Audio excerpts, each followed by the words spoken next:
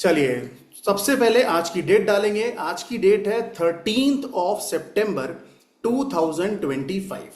13 सितंबर 2025 आज की डेट है। और 13 सितंबर 2025 का जो टॉपिक होगा कि आज हम क्या पढ़ने वाले हैं, वो आप अपनी कॉपी में लिख दीजिए, इंट्रोडक्शन क्लास। आज का जो टॉपिक है उसको हम बोलेंगे इंट्रोडक्शन क्लास। अब क्योंकि जब जब भी मैं आपसे मिलने आऊंगा और हम जब इस प्रोसेस को, इस पढ़ाई को आगे बढ़ाएंगे, तो मैं आपको हर क्लास में बताऊंगा कि आज हम क्या पढ़ने वाले हैं, किस टॉपिक के ऊपर डिस्कशन होगा, क्या बात होगी। तो आप हर डेट जरूर लिखिएगा कि कौन सी डेट पे हमने कौन से टॉपिक पढ़ा, कौन सी डेट पे हमने कौन सा टॉपिक पढ़ा। ठीक है, तो उससे क्लैरिटी रहेगा और मतलब आपको समझ में आएगा कि ये टॉपिक्स हमने कवर किए हैं और ये वाले टॉपिक्स हमारे रह गए हैं। ठीक है, तो आज का जो टॉपिक होगा वो रहेगा इंट्रोडक्शन। तो आप उसे इंट्रोडक्शन क्लास लिख दीजिए, इंट्रोडक्शन लिख दीजिए। चलिए, तो सबसे पहले पहला सवाल जो बहुत सारे स्टूडेंट्स के माइंड में रहता है, हालांकि ग्रुप पे मैंने शेयर किया था, ठीक है, मगर फिर भी एक पहला सवाल कि सर इस कोर्स का ड्यूरेशन क्या है, ये कोर्स कितने दिनों या महीने तक चलेगा। तो अपनी कॉपी में आप लिखिए, इस कोर्स का जो ड्यूरेशन है वो 6 महीने है, यानी कि 6 मंथ्स। अब आप जोड़ लीजिए, अगर अभी सितंबर चल रहा है तो सितंबर, अक्टूबर, नवंबर, दिसंबर, जनवरी, फरवरी और थोड़ा बहुत मार्च। मतलब जो हमारी ये सिलसिला जो आज शुरू हुआ है, ये सिलसिला कब खत्म होगा? होली के आसपास। मतलब अभी तो दिवाली नहीं आई भाई साहब, ठीक है, तो ये कहानी कब खत्म होगी?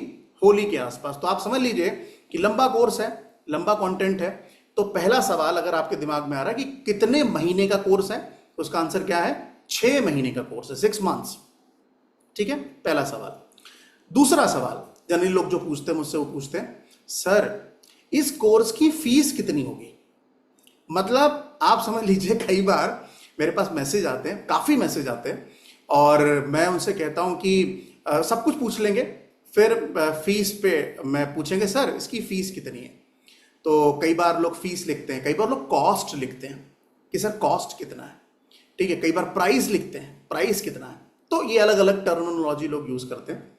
तो इस कोर्स की जो फीस है वो अपनी कॉपी में लिख लीजिए, वो है 15,000 रुपए, 15,000। इस कोर्स की जो फीस होगी वो कितनी होगी? मैं दोबारा रिपीट करता हूं, 15,000 रुपए, 15,000 इस कोर्स की फीस होगी। अब सर ये 15,000 रुपए, अगला सवाल जो लोग पूछते हैं वो क्या आता है, सर ये 15,000 रुपए क्या हमें एक बार में पे करना होगा? ये बहुत बहुत मतलब हर दूसरा बच्चा मुझसे ये पूछता है कि सर ये 15,000 रुपए हमें एक बार में पे करना होगा। इसके 2 ऑप्शन है।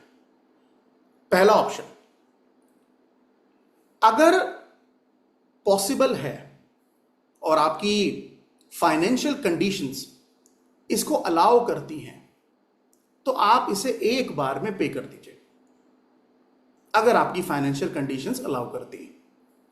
मगर बीते कुछ टाइम पीरियड में मेरे पास कुछ ऐसे स्टूडेंट्स आए जिन्होंने कहा कि सर आपके न्यूमरोलॉजी के हमने बहुत वीडियोस देखे, या यूट्यूब पे आप बहुत डिटेल में पढ़ाते हैं, बहुत अच्छा है, मगर सर आपकी फीस जो है 15,000 रुपये हम एक बार में पे नहीं कर सकते। पहली बात तो मैं कहूँगा कि ऊपर वाला आपको इस सिचुएशन में ना ही पहुँचाए कि आपको मुझसे EMI ऑप्शंस मांगने पड़े, है ना, कि सर मेरे पास 15,000 भी नहीं है। बट अगर मान लीजिए कोई जेन्युइन केस है कि कोई व्यक्ति कहता है कि सर मैं, जैसे लेट सपोज बहुत सारी महिलाएं मुझे कॉल करती हैं या मैसेज करती हैं, वो कहती है सर मैं हाउस वाइफ हूँ, मेरे पास 15,000 रुपये इकट्ठे नहीं हैं, तो मैं पढ़ना चाहती हूँ, तो कैसे होगा। तो ये एक्सपेक्टेशन कि मैं आपको डिस्काउंट दूंगा, ये नहीं हो सकता, ये हो ही नहीं सकता। तो उस पर तो बहस करना बेकार है कि सर 12,000 में पढ़ा दो, 14,000 में पढ़ा दो, 9,000 में पढ़ा दो, तो वो तो बिल्कुल बकवास है। मगर एक सहायता मैं आपकी कर सकता हूं, और वो ये है कि आप अगर आपको फाइनेंशियल क्रंचेस हैं और आप पढ़ना चाहते हैं, तो फिर मैं आपको यह अलाउ कर सकता हूं कि अगले 6 महीने आपको डिसाइड करना है कि आपको मुझे 15,000 रुपए कैसे देने हैं। चाहे आप ये कहें कि सर अभी मेरे पास 1,000 रुपए हैं, आप 1,000 रुपए ले लो, सर मैं 14,000 रुपए थोड़ा थोड़ा करके दूंगा, मैं आपकी ईमानदारी पर ट्रस्ट कर लूंगा, कोई दिक्कत नहीं है। मगर बस मैं यही चाहूंगा कि आप उस ट्रस्ट को तोड़ेंगे नहीं। यह नहीं होना चाहिए कि सर 2 महीना पढ़ लिया, 3 महीना पढ़ लिया। यकीन मानिए जितने लोग इस ग्रुप में जुड़ते जाएंगे, मैंने आज तक किसी भी स्टूडेंट को ग्रुप से बाहर नहीं निकाला है। मगर ये मैंने जरूर कहा है कि भाई अपनी फीस जो है आप टाइम पे करें, क्योंकि हमारे खुद के भी खर्चे हैं और वो मैनेज करना ज़रूरी है। क्योंकि ये जूम वाले, इंटरनेट वाले, कोरियर वाले, प्रिंटिंग वाले, वेबसाइट वाले 50 खर्चे हैं, इनको भी तो देना है। अब ये तो ये कहते नहीं कि सर मैं तो उनसे नहीं कह सकता कि मेरी सर फाइनेंशियल कंडीशन अच्छी नहीं है तो सर वेबसाइट मत चलाओ, सर मेरी फाइनेंशियल कंडीशन अच्छी नहीं है तो जूम मत चलाओ। ये मैं उनसे नहीं कह सकता ना, वो तो मेरे अकाउंट से डिडक्ट कर लेते हैं पैसा, तो वो मेरी मजबूरी है। और दूसरा कि ये फीस इसलिए भी जरूरी है क्योंकि जब तक इंसान की जेब से पैसा निकलता नहीं है तब तक वो सीरियस होता नहीं है, ये फैक्ट है। तो उस केस में जब आप पैसा पे करोगे ना तो फिर आप मेरी जान खाओगे कि सर आपने टॉपिक में ये लिखा था, ये नहीं पढ़ाया, सर आपने टॉपिक में ये लिखा था, ये नहीं पढ़ाया। ऐसा, हालांकि ऐसा कभी नहीं होगा, मगर मुझे वो अच्छा लगता है कि यार बच्चा अवेयर है कि मैंने लिखा है कि मैं लोशो न्यूमरोलॉजी पढ़ाऊंगा, लोशो ग्रिड पढ़ाऊंगा तो पढ़ाऊंगा, मैंने लिखा है वैदिक पढ़ाऊंगा तो पढ़ाऊंगा, मैंने लिखा है कि मोबाइल नंबर कैसे डिजाइन करते पढ़ाऊंगा। मगर द पॉइंट इज कि अवेयरनेस होनी चाहिए क्लास को लेकर, और वो तभी आती है जब जेब से पैसा जाता है। तो अगर आप फाइनेंशियली एबल हैं, और ये मत सोचिएगा कि सर आपने तो उसे 2 इंस्टॉलमेंट दे दिया, 3 इंस्टॉलमेंट दे दिया, 4 दे दिया, 5 दे दिया, सर आपने मुझे एक बार में 15,000 मुझसे ले लिया, तो मैं कहूंगा आप ऊपर वाले को शुक्रिया अदा करिएगा कि भाई आप इस लेवल पे हैं कि आपको 15,000 रुपए की ईएमआई नहीं करानी है। ऐसा जीवन कौन चाहता है भाई? अगर कोई आप में से चाहता है तो फिर अलग बात है कि सर 15,000 रुपए के लिए भी आप मुझे 2-2 हजार या 1-1 हजार रुपए की ईएमआई, ऐसा जीवन आप क्यों चाहेंगे? मैं तो बिल्कुल नहीं चाहूंगा। तो ये जो ईएमआई ऑप्शंस हैं कि 2 बार में दो, 3 बार में दो, 4 बार में दो, 5 बार में दो, ये उन लोगों के लिए हैं जो पढ़ना चाहते हैं मगर उनके पास वो स्थिति नहीं है। सबके लिए नहीं है।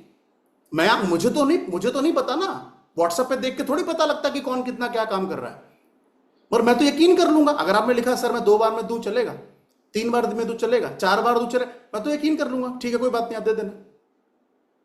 मगर आप मुझसे झूठ या फरेब मत कीजिएगा, क्योंकि सिंपल है, गुरु से अगर आप झूठ बोलेंगे तो वो आपका नुकसान है। तो वो आपकी इच्छा शक्ति है। आज मेरे पास 4-5 लोगों के कॉल मैसेज आए, वो लोगों ने फीस पूछा, मैंने कहा 15,000 रुपए फीस है। तो उनका सवाल था कि सर ईएमआई है, कुछ ऑप्शन है? मैंने कहा यू विल डिसाइड, फीस 15,000 है, आप डिसाइड कर लो कि कैसे देना है। तो उन्होंने बोला ठीक है सर कोई दिक्कत नहीं, आई विल पे 15,000, उन्होंने पे कर दिया। समझ में? तो ये ऑप्शन आपको, आपके ऊपर है, क्योंकि मैंने बोला ना ये जर्नी 6 महीने की है। अब आपको डिसाइड करना है कि नवनीत सर को 15,000 रुपए मुझे 1 महीने में देने, कि 2 महीने में देने, कि 3 महीने में देने, कि 4 महीने में देने। वो टोटल आपको डिसाइड करना है। वो मैं कभी आपको मैसेज करूंगा नहीं इसके लिए कि आप पैसा जमा कराइए, मगर मैं हर महीने आपको एक रिमाइंडर डालूंगा कि भैया ये अमाउंट आपका बैलेंस है, आप देख लीजिए। कॉल नहीं आएगी, मैसेज आएगा। तो ये 2 बड़े सवालों के जवाब मैंने दे दिए। कोर्स ड्यूरेशन क्या है? 6 महीने, फीस कितनी? 15,000। अब आप डिसाइड करो कितना पे करोगे और कैसे पे करोगे।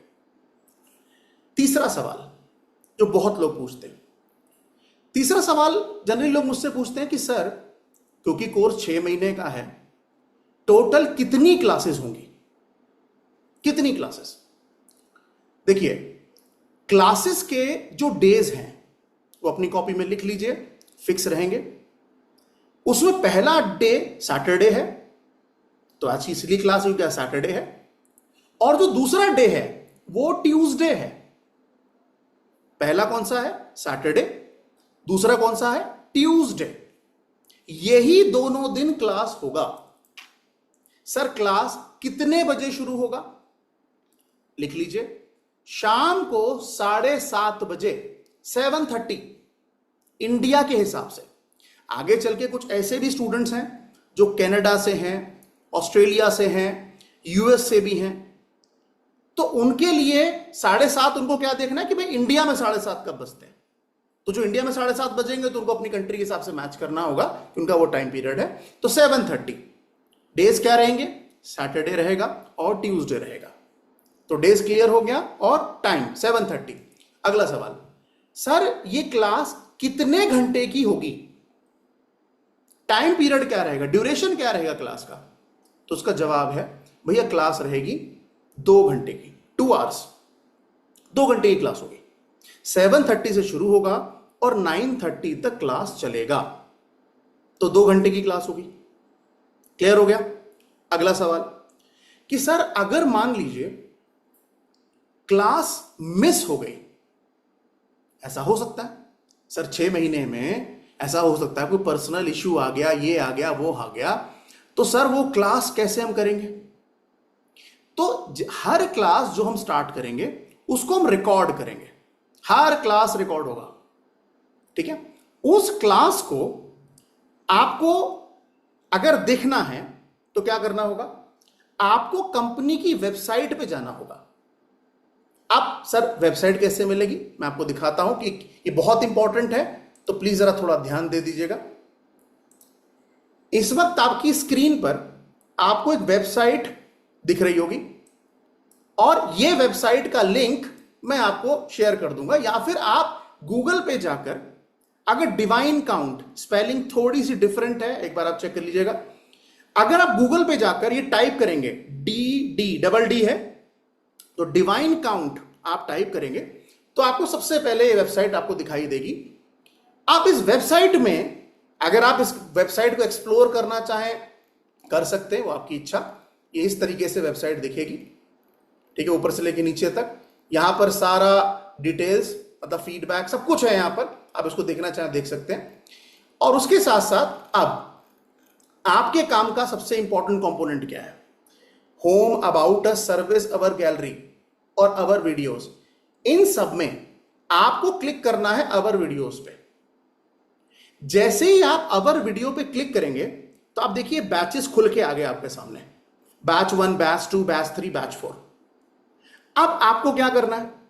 आपका जो बैच होगा वो बैच 4 होगा, ये याद कर लीजिए। आपका जो बैच होगा वो बैच 4 होगा, यानी कि आपको बैच 4 पर क्लिक करना है। अब जब आप बैच 4 पर क्लिक करोगे तो इस तरीके से एक पेज खुलेगा। ये ध्यान दीजिएगा, बहुत सारे बच्चों का डाउट रहता है कि सर कैसे होगा कैसे होगा, तो ध्यान दीजिएगा। यहां पर ये पेज खुलेगा। अब जैसे ही पेज खुलेगा तो वहां पर यूजर नेम आप देख रहे हैं और पासवर्ड देख रहे हैं कि यूजर नेम क्या है, पासवर्ड क्या है।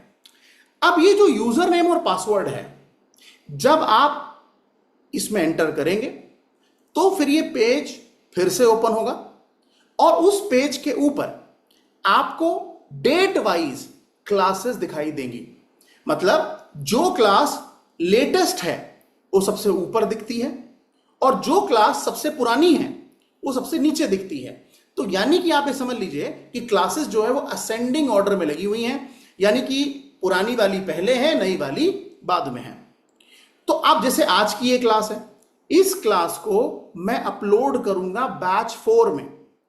तो जैसे ही मैं बैच 4 में अपलोड करूंगा तो जितने स्टूडेंट्स एनरोल कर लिए हैं उनको मैं एक यूजर आईडी और पासवर्ड दूंगा। अब जब यूजर आईडी पासवर्ड दूंगा तो उनको क्या करना है? सिंपल यूजर आईडी और पासवर्ड को इसमें एंटर करना है और क्लास को जाकर वो देख सकते हैं। ठीक है, 1 बार, 2 बार, 10 बार, 50 बार, 100 बार, जितनी बार देखना चाहें वो देख सकते हैं। क्लियर? अब यहां पर एक और सवाल खड़ा होता है कि सर यूजर आईडी और पासवर्ड तो मिल गया, अब सर ये यूजर आईडी और पासवर्ड कब तक वैलिड रहेगा? ये अगला सवाल है कि सर आपने यूजर आईडी पासवर्ड तो दे दिया, मगर यूजर आईडी पासवर्ड कब तक वैलिड रहेगा? देखिए 2025 में वैलिड है, 2026 में भी वैलिड है, यानी कि 2026 दिसंबर तक ये यूजर आईडी पासवर्ड बैच 4 का एक्टिव रहेगा। अब मान लीजिए कोई व्यक्ति कहता है कि सर 2025 में भी मैंने देखा, 2026 में भी देखा, सर आपको ना देखने का मन नहीं भरा सर, थोड़ा और देखना है सर। कोई दिक्कत नहीं है, आप मुझे मैसेज डालिएगा, मैं आपको डाइवर्ट कर दूंगा बैच 1 में। यानी कि जो बैच 1 है मेरा, उसमें भी आपको वीडियोस मिलेंगे और उनको आप लाइफ टाइम देख सकते हैं। मतलब 2026 के बाद अगर 2027 आ जाए और आप कहें कि सर 2027 में भी सर मुझे रिवाइज करना है वो सारा क्लासेस, कोई बात नहीं, तो आपको मैं एक यूजर आईडी पासवर्ड बदल के दूंगा, दूसरा दूंगा। वो फिर आपको क्या करना होगा, जाना होगा बैच 1 में, बैच 1 पे क्लिक कीजिएगा, यूजर आईडी पासवर्ड जो मैंने आपको दिया आराम से देखिएगा, क्योंकि जो मैं आपको पढ़ाऊंगा वो मैंने बैच 1 को भी पढ़ाया है, बैच 2 को भी पढ़ाया है, बैच 3 को भी पढ़ाया है और अब बैच 4 को भी पढ़ाऊंगा। क्लियर है? तो ऐसा नहीं है कि 1 को मैंने ज्यादा पढ़ाया कि 4 को कम पढ़ाया, ऐसा नहीं है, सबको सेम पढ़ाया है। तो आपको बस ये है कि ब्रशअप करने के लिए आप बैच 1 पे डाइवर्ट हो सकते हैं और उसके बाद आप उन वीडियोस को जिंदगी भर देख सकते हैं जब तक आप देखना चाहें। और जो बैच 1 है वो इसलिए मैं कह रहा हूं क्योंकि अगर कुछ भी मुझे नया पता लगता है या कुछ भी नया मुझे क्योंकि पढ़ता रहता हूं मैं, अपना सीखता रहता हूं कुछ ना कुछ, तो कुछ भी नया लगता है तो मैं जब क्लास लेता हूं उन बच्चों की जो मेरे पुराने स्टूडेंट्स हैं, तो वो सारी क्लासेस बैच 1 पे अपलोड होती हैं। हालांकि 2 पे भी कर देता हूं, 3 पे भी कर देता हूं, मगर जो सबसे इंपॉर्टेंट मेरा कंसर्न रहता है कि क्लास कहां अपलोड करेंगे, तो बैच 1 होगा। तो वहां पर आपको जाकर आप उनके वीडियोस देख सकते हैं, मगर अभी फिलहाल आप बैच 4 इस्तेमाल कीजिए 2026 में भी और 2025 में भी। ठीक है, आराम से आप वीडियोस देख सकते हैं। यूजर आईडी पासवर्ड आप सेव कर लीजिएगा जब मैं आपको शेयर करूं, ठीक है, उसके बाद फिर आप उनको यूज कर सकते हैं। अगला सवाल, सर ये यूजर आईडी और पासवर्ड क्या हम किसी को शेयर कर सकते हैं? जवाब है नहीं, बिल्कुल भी नहीं। यानी कि अगर आप मैरिड हैं और आप अपनी वाइफ के साथ यूजर आईडी पासवर्ड शेयर करना चाहते हैं तो मुझे उससे कोई परेशानी नहीं है। अगर आप एक फीमेल हैं, आप अपने हस्बैंड के साथ यूजर आईडी पासवर्ड शेयर करना चाहते हैं, मुझे उससे कोई दिक्कत नहीं है, मगर आप तीसरे पर्सन को नहीं करेंगे। अपने बेटा, बेटी, चाचा, मामा, ताया, उन सबको नहीं करना है। उन सबको इसलिए नहीं करना, मैंने बोला ना आपसे कि ये साइंस बहुत अच्छी है, नो डाउट, और हमेशा वही आदमी सबसे ज्यादा वैल्यू करता है जिसने ये जिम्मा उठाया कि मुझे पढ़ना है। और एक बात मैं आपको हमेशा हमेशा कहूंगा कि पढ़ने का जिम्मा अगर कोई व्यक्ति उठाता है तो उसका रिलेशन एस्ट्रोलॉजी में जुपिटर से होता है। यानी कि जो पढ़ता है ना अपने जीवन में, उसका जुपिटर खराब नहीं होगा। हालांकि एस्ट्रोलॉजी मेरी फील्ड नहीं है, आने वाले 4-5 साल में मैं मर्ज करूंगा अपने इस कोर्स में थोड़ा बहुत एस्ट्रोलॉजी, बट उसका जुपिटर अच्छा होता है। या न्यूमरोलॉजी की भाषा में बोलें तो नंबर 3 या नंबर 7 का इंपैक्ट उसकी डेट ऑफ बर्थ में होता है, तो वो जरूर पढ़ता है और अच्छा पढ़ता है। ठीक है, तो यूजर आईडी पासवर्ड आप शेयर नहीं करेंगे। अगर आप मैरिड हैं तो अपने हस्बैंड और वाइफ को दे सकते हैं, मुझे कोई आपत्ति नहीं है, और तीसरे को नहीं देंगे और कभी नहीं देंगे। क्लियर? आगे बढ़ते हैं। अगला सवाल, सर आप पीडीएफ नोट्स दोगे? ये अगला सवाल है कि क्या सर आप पीडीएफ नोट्स दोगे? देखिए, पीडीएफ नोट्स जब आप एडमिशन लेते हैं, और जिन जिन्होंने अभी लिया है एडमिशन, उन सबको मैंने एक 50 पेज की पीडीएफ भेजी है, 50 पेजेस की। वो पीडीएफ आप पढ़ लीजिए, वो एक जनरल पीडीएफ है, हालांकि शेयर आपको किसी को नहीं करना है, वो पीडीएफ भी किसी को भेजनी नहीं है, मगर वो पीडीएफ आप अपने पढ़ने के लिए आप यूज कर सकते हैं।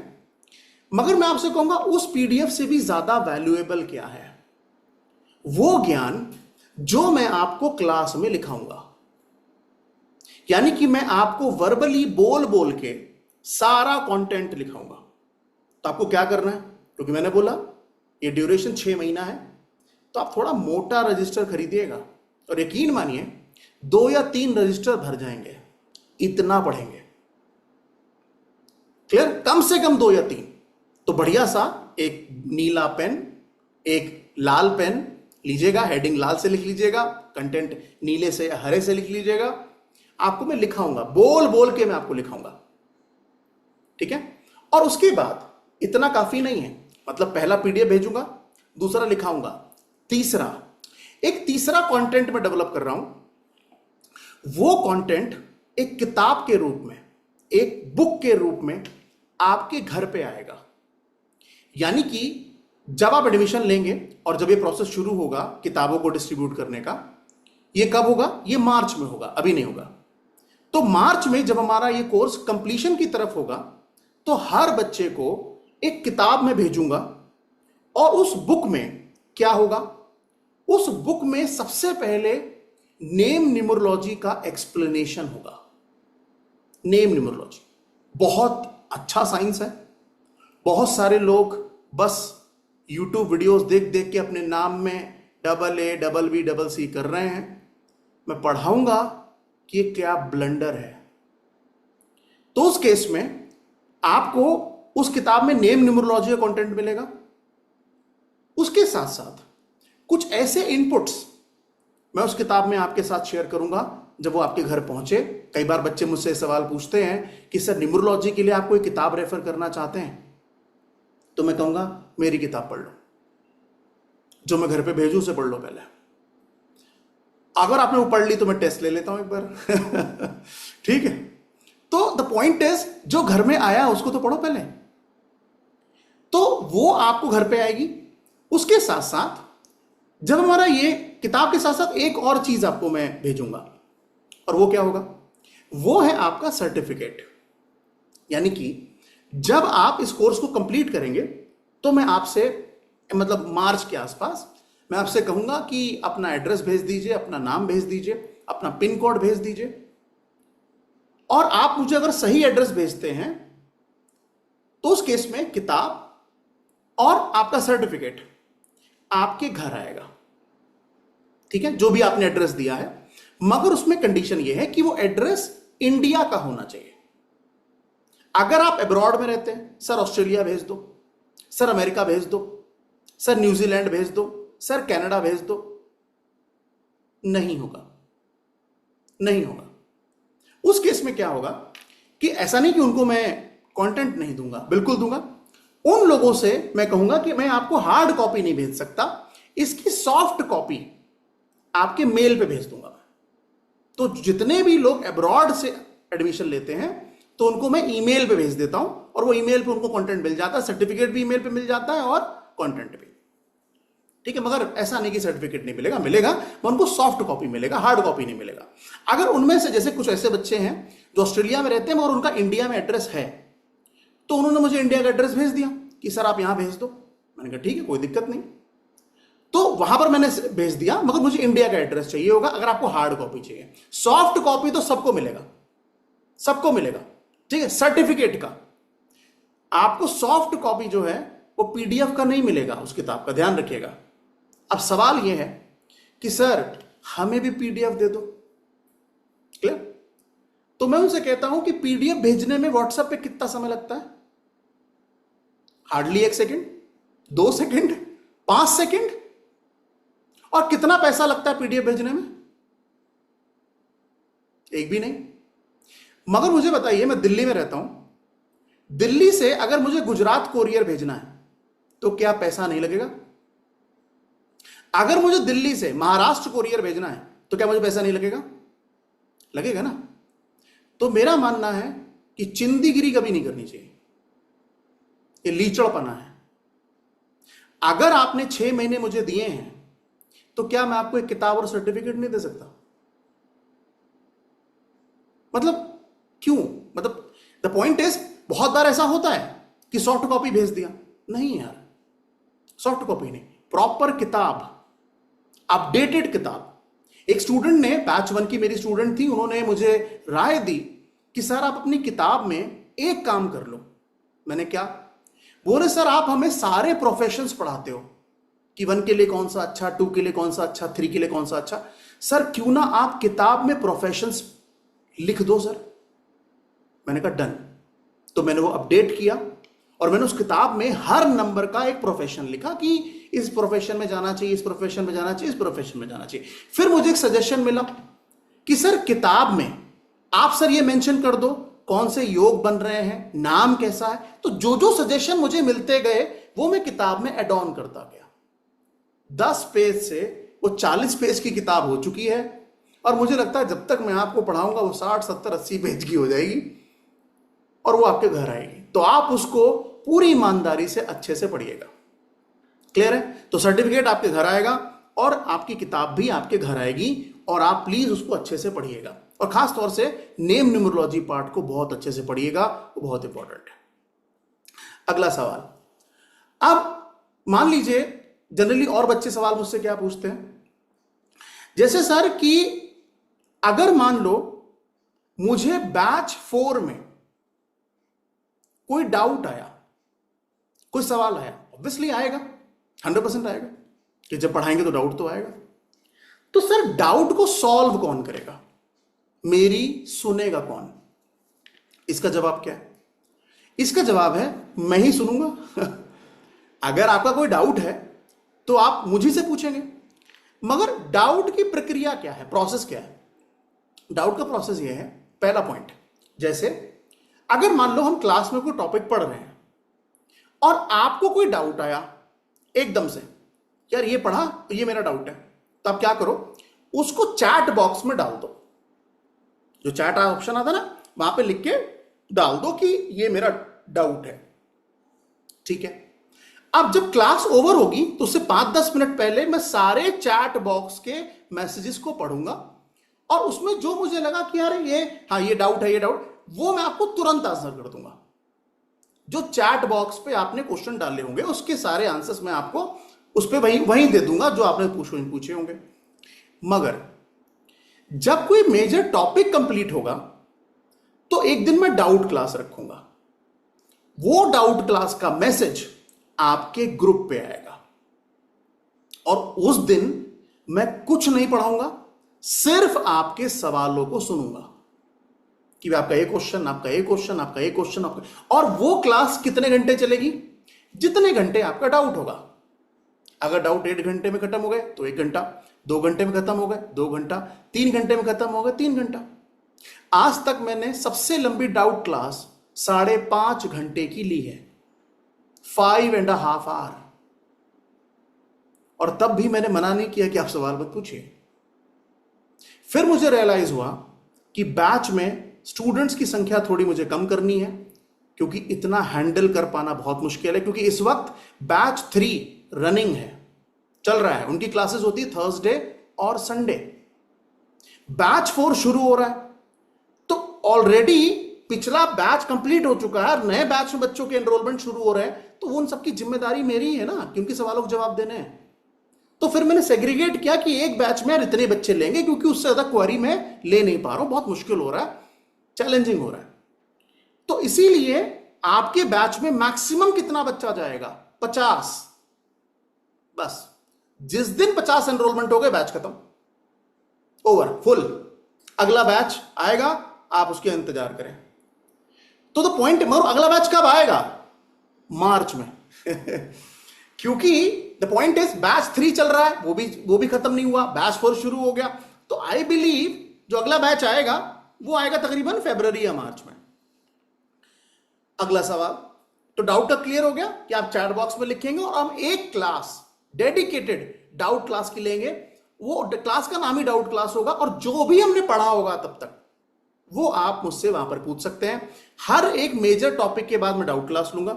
जैसे वो डाउट क्लास खत्म होगी फिर हम टॉपिक को आगे बढ़ाएंगे, फिर डाउट क्लास, फिर टॉपिक बढ़ाएंगे, फिर डाउट क्लास। आई बिलीव हम महीने में एक मिनिमम और मैक्सिमम 2 डाउट क्लास रखेंगे अकॉर्डिंग टू जितना कंटेंट हमने पढ़ा। अब सर चैट बॉक्स का ऑप्शन ओपन है और डाउट क्लास होगा। सर मान लीजिए इसके अलावा कोई तीसरा ऑप्शन है, जी बिल्कुल है। आप क्या करो, आप सभी के पास मेरा नंबर होना चाहिए, मैं भी शेयर कर दूंगा। आप लोग मुझे इंडिविजुअल चैट भेज दीजिएगा या ग्रुप पे डाल दीजिएगा बैच 4 के, वहां पर भी मैं रिप्लाई कर दूंगा, या आप मुझे इंडिविजुअल भेज दीजिएगा तब भी मैं आपको रिप्लाई कर दूंगा, तो वहां पर भी आपको जवाब मिल जाएगा। मगर अगर मैं आपकी एक बार कॉल ना उठाऊं तो आप दूसरी बार कॉल मत कीजिएगा, आप अपना मैसेज छोड़ दीजिएगा। I will definitely call you या रिप्लाई करूंगा जो आपका डाउट होगा। क्लियर हो, समझ में आया? अगला पॉइंट, अब सर डाउट क्लास का क्लियर हो गया, और क्या बचा? अगला सवाल आई बिलीव सारे मैंने क्लियर कर दिए, कुछ और बचा हो ठीक है तो अगर आपके दिमाग में कोई और सवाल हो तो आप मुझसे पूछ लीजिए। अगर और हैंड रेस कैसे करना है, वहां पर एक ना आप चेक कीजिए, रिएक्शन का एक ऑप्शन आ रहा होगा, रिएक्ट का एक ऑप्शन आ रहा होगा, वहां पे जाइए और क्लिक करिए और आपको समझ में आ जाएगा। हाँ सिलेबस, बहुत बढ़िया सवाल, ठीक है। सिलेबस कैसे पता लगेगा? सिलेबस के लिए आपको मैंने एक पीडीएफ भेजा होगा, ठीक है। ओके, मैंने आपको एक पीडीएफ भेजा होगा जिसमें लिखा होगा कि सिलेबस क्या है। चलो मैं आपको दिखा देता हूं, एक सेकंड दीजिए बस, क्योंकि मैंने बहुत सारे लोगों को सिलेबस भेजा ही है, ग्रुप पे भी डाला था आई बिलीव मैंने सिलेबस, ठीक है। चलिए मैं आपको दिखा देता हूं, एक सेकंड दीजिए। ये रहा आपका 6 महीने का सिलेबस।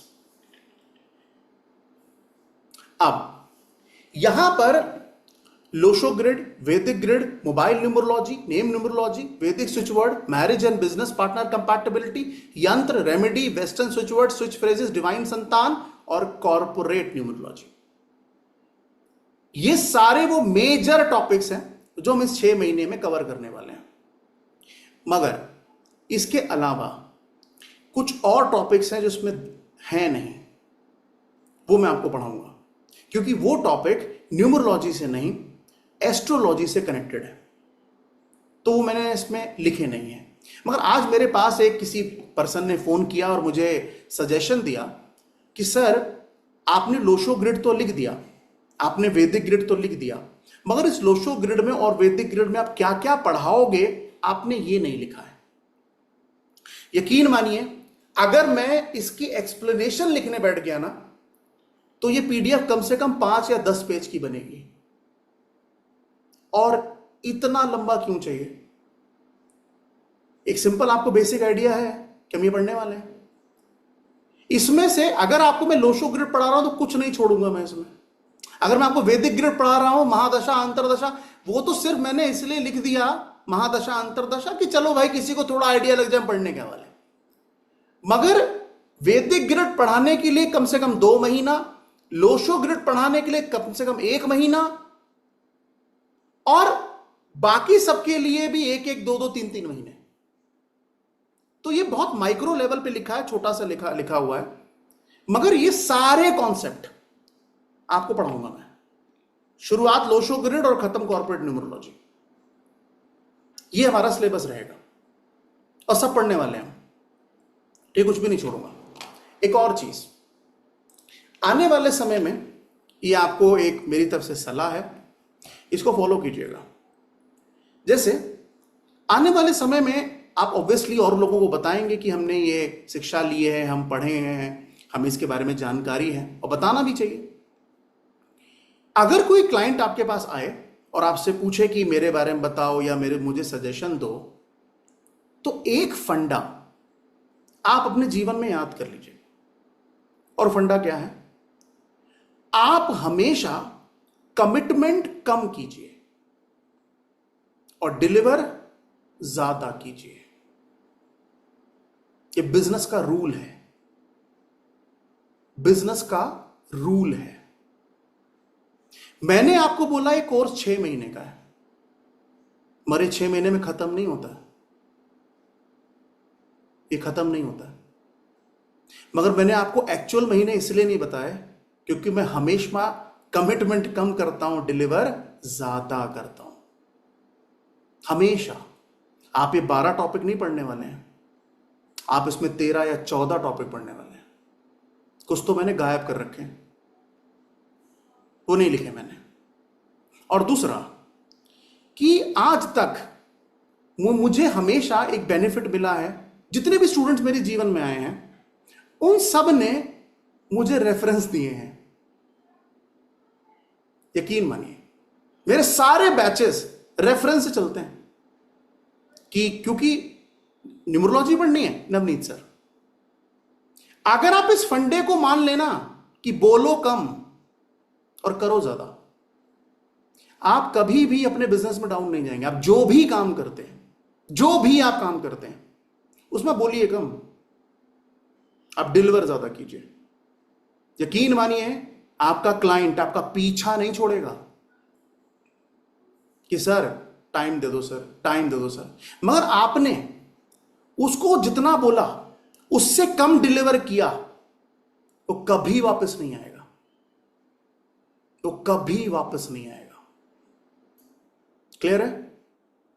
तो हमेशा बताओ कम, डिलीवर ज्यादा करो। और यकीन मानिए जिस दिन ये कोर्स खत्म होगा उस दिन मैं आपको ये रियलाइज करा दूंगा कि ये कोर्स 15,000 का नहीं है यार, ये कोर्स 50,000 का होना चाहिए था। इतना कंटेंट है। मगर मैंने आपसे क्या बोला, ये मेरी मजबूरी है कि मुझे आपसे पैसे लेने पड़ रहे हैं।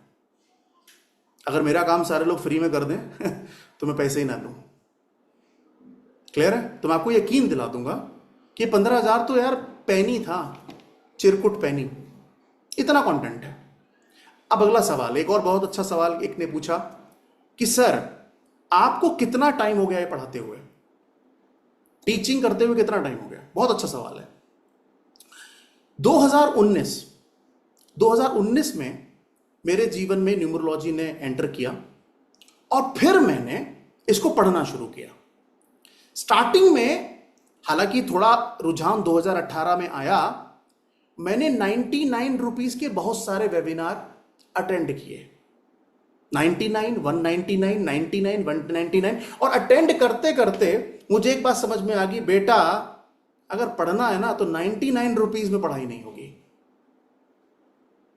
तो फिर मैंने एक व्यक्ति को ढूंढा और उसमें एक टीचर, जो पहले टीचर मुझे मिले जिन्होंने मुझे न्यूमरोलॉजी पढ़ाई, उनका नाम रोहित था। अब रोहित जी मेरे जीवन में आए, उन्होंने मुझे न्यूमरोलॉजी पढ़ाई और मैंने कई महीने वाला का कोर्स किया। फिर रोहित जी के बाद जो अगला टीचर मेरे जीवन में आया उनका नाम रीना खन्ना था। उसके बाद मेरे जीवन में आए उनका नाम पंकज वी चौहान था। उसके बाद मेरे जीवन में आए उनका नाम नरेंद्र वशिष्ठ था। अभी जो मेरे जीवन में चल रहे हैं उनका नाम प्रतीश गांधी है। अब आपका सवाल यह होगा कि सर आपने इतने सारे टीचरों से क्यों पढ़ा? क्लियर? दिमाग में तो आएगा, इतने सारे टीचर सर। अगर आपने सुबह मेरी गुड मॉर्निंग देखी हो तो मैंने एक लाइन लिखा था, the more you learn the more you earn. ये सिर्फ पोस्टर नहीं है, ये फैक्ट है। अगर आप अपने जीवन में अपनी इनकम को बढ़ाना चाहते हैं तो आपको पढ़ना पड़ेगा, पढ़ना पड़ेगा। क्योंकि मुझे टीचिंग करना था, मुझे पढ़ाना था। कंसल्टेशन के लिए तो एक आदमी है ना जिसके बारे में आप बताने वाले हैं, मगर यहां तो 50 बैठेंगे। और जब यहां 50 बैठेंगे तो ये कैसे हो सकता है कि नवनीत सर आपने मेरे सवाल का जवाब नहीं दिया? तो नवनीत सर को हमेशा पढ़ते रहना पड़ेगा। अभी प्रतीश गांधी हैं, फिर किसी और गांधी को ढूंढूंगा मैं कि सर जी अपना ज्ञान दे दो, पैसे जितने चाहिए ले लो, मगर ज्ञान दे दो। तो द पॉइंट इज, ये दिमाग में आप बिठाइए, अगर पैसे ज्यादा कमाने हैं तो पैसे पे फोकस मत करो, लर्निंग पे फोकस करो। अगर आप लर्न नहीं करोगे तो अर्न नहीं करोगे। 2019 से पहले मैं कर क्या रहा था? 2008 में मेरा करियर शुरू हुआ एज अ टीचर। 2008 में मैं टीचर था, जो मेरा शुरुआती दौर था। मेरा सब्जेक्ट था इकोनॉमिक्स। मैं इकोनॉमिक्स का फैकल्टी हूं, एंट्रेंस लेवल पे इकोनॉमिक्स पढ़ाता हूं। अब आप सोचो 2008 से लेकर 2025 तक मैं आज भी एंट्रेंस की इकोनॉमिक्स पढ़ाता हूं। तो आप किससे पढ़ रहे हो? टीचर से, प्रोफेसर से। तो आप ये समझ लीजिए कि मेरी लाइफ में एक ही गोल है कि मुझे यार 1 करोड़ लोगों को तो न्यूमरोलॉजी पढ़ानी है, और वो मुझे मिल जाएंगे। और मैं एक बात में बिलीव करता हूं कि कभी भी ना, हमेशा क्लास में मैं कहता हूं, अगर कोई आपकी दुकान पे आए और आपसे बोले दही दे दो, तो उसे खट्टा दही मत देना, मना कर देना। क्योंकि अगर आपने एक बार उसे खट्टा दही दे दिया ना, तो वो दोबारा आपकी दुकान पे चढ़ेगा नहीं। तो झूठे प्रोमिसेस नहीं, फेक प्रोमिसेस नहीं। अगर मैंने आपसे बोला कि आपका सर्टिफिकेट आपके घर पे आएगा, तो आएगा। 7:30 बजे क्लास शुरू होगी तो होगी।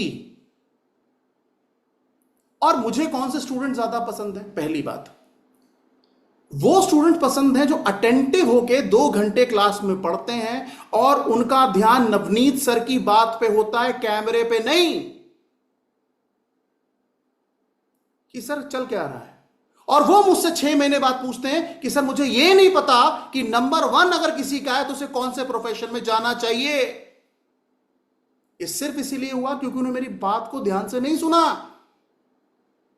रिकॉर्डिंग अवेलेबल है, 50 बार देखो चलेगा, मगर तुमने पढ़ने के लिए कोर्स लिया है कि रिकॉर्डिंग सुनने के लिए लिया है? रिकॉर्डिंग तो एक सब्स्टिट्यूट है कि चलो कुछ नहीं लिख पाए तो देख लो। बहुत सारे लोग ऐसे आते हैं, कुछ लोग मुझसे कहते हैं पढ़ लेंगे। अरे सर, मेरा सबसे बड़ा स्टूडेंट जो आज तक मैंने पढ़ाया एज में, वो 75 प्लस है, 75 साल का आदमी, वो मेरे पापा से भी बड़ा है, वो न्यूमरोलॉजी पढ़ के गया है। तो ये 30s वाले, 40s वाले, 50s वाले बोल रहे सर हमें न्यूमरोलॉजी कैसे पढ़ेंगे? एंड द पॉइंट इज कि ये दिमाग से निकाल दीजिए। और कई बार मतलब जितने भी आज तक मैंने फीडबैक डिवाइन काउंट के ग्रुप पे शेयर करें, आप यकीन मानिए मैंने किसी को जबरदस्ती फीडबैक लिखने के लिए नहीं कहा है, सबने अपने दिल से लिखे हैं।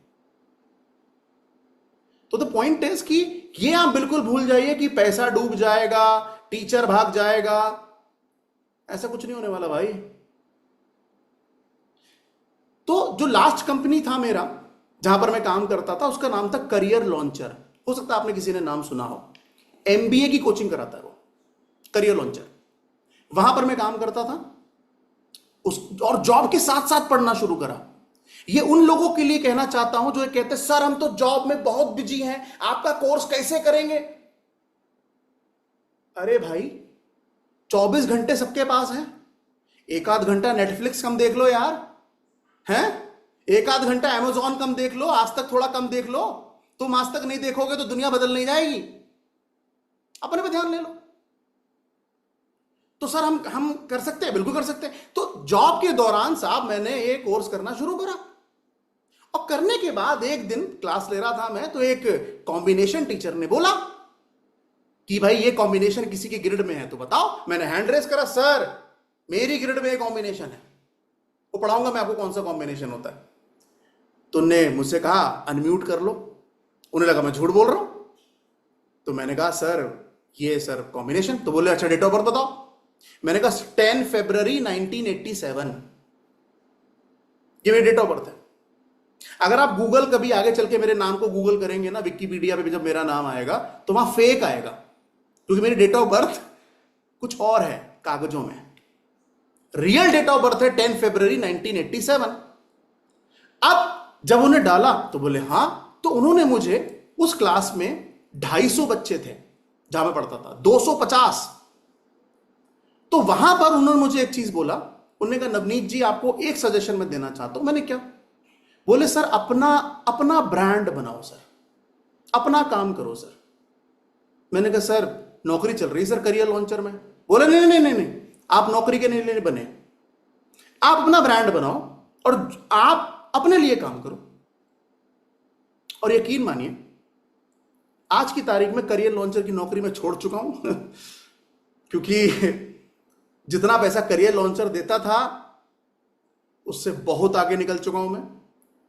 तो अब मेरे दिमाग में बस यही है, अब अभी मैं पैसे के बारे में सोचता नहीं, अब मैं सोचता हूं कि मुझे 1 करोड़ स्टूडेंट्स को न्यूमरोलॉजी पढ़ानी है इंडिया में, चाहे उसके लिए कुछ भी करना पड़े, और वो हो जाएगा। क्लियर है? तो ये आप बिल्कुल ना सोचें कि आप किसी फेक इंसान से मिल रहे हैं, झूठा प्रॉमिस, सवाल ही पैदा नहीं होता। आपका पैसा कहीं नहीं जाएगा, आपको पूरा पढ़ाया जाएगा और मैं ही पढ़ाऊंगा। कई बार ऐसा लोग बोलते हैं, सर ऐसा तो नहीं कि पहली क्लास आप इंट्रोडक्शन लेकर फिर भाग जाओगे, दूसरा टीचर आ जाएगा। अरे सवाल ही पैदा नहीं होता। आप मुझे देखेंगे 6 महीने, आप मुझे ही देखेंगे और किसी को नहीं देखेंगे। ठीक है, अगला कोई सवाल? आई थिंक मुझे लगता नहीं कि कोई बचा है। हाँ, एक और चीज, जब मैं पढ़ता था तो मुझे एक प्रॉब्लम क्या दिखती थी कि अगर आप अपनी बैच में बहुत ज्यादा बच्चों को ले लेते तो आप उनकी क्वेरी नहीं ले पाते।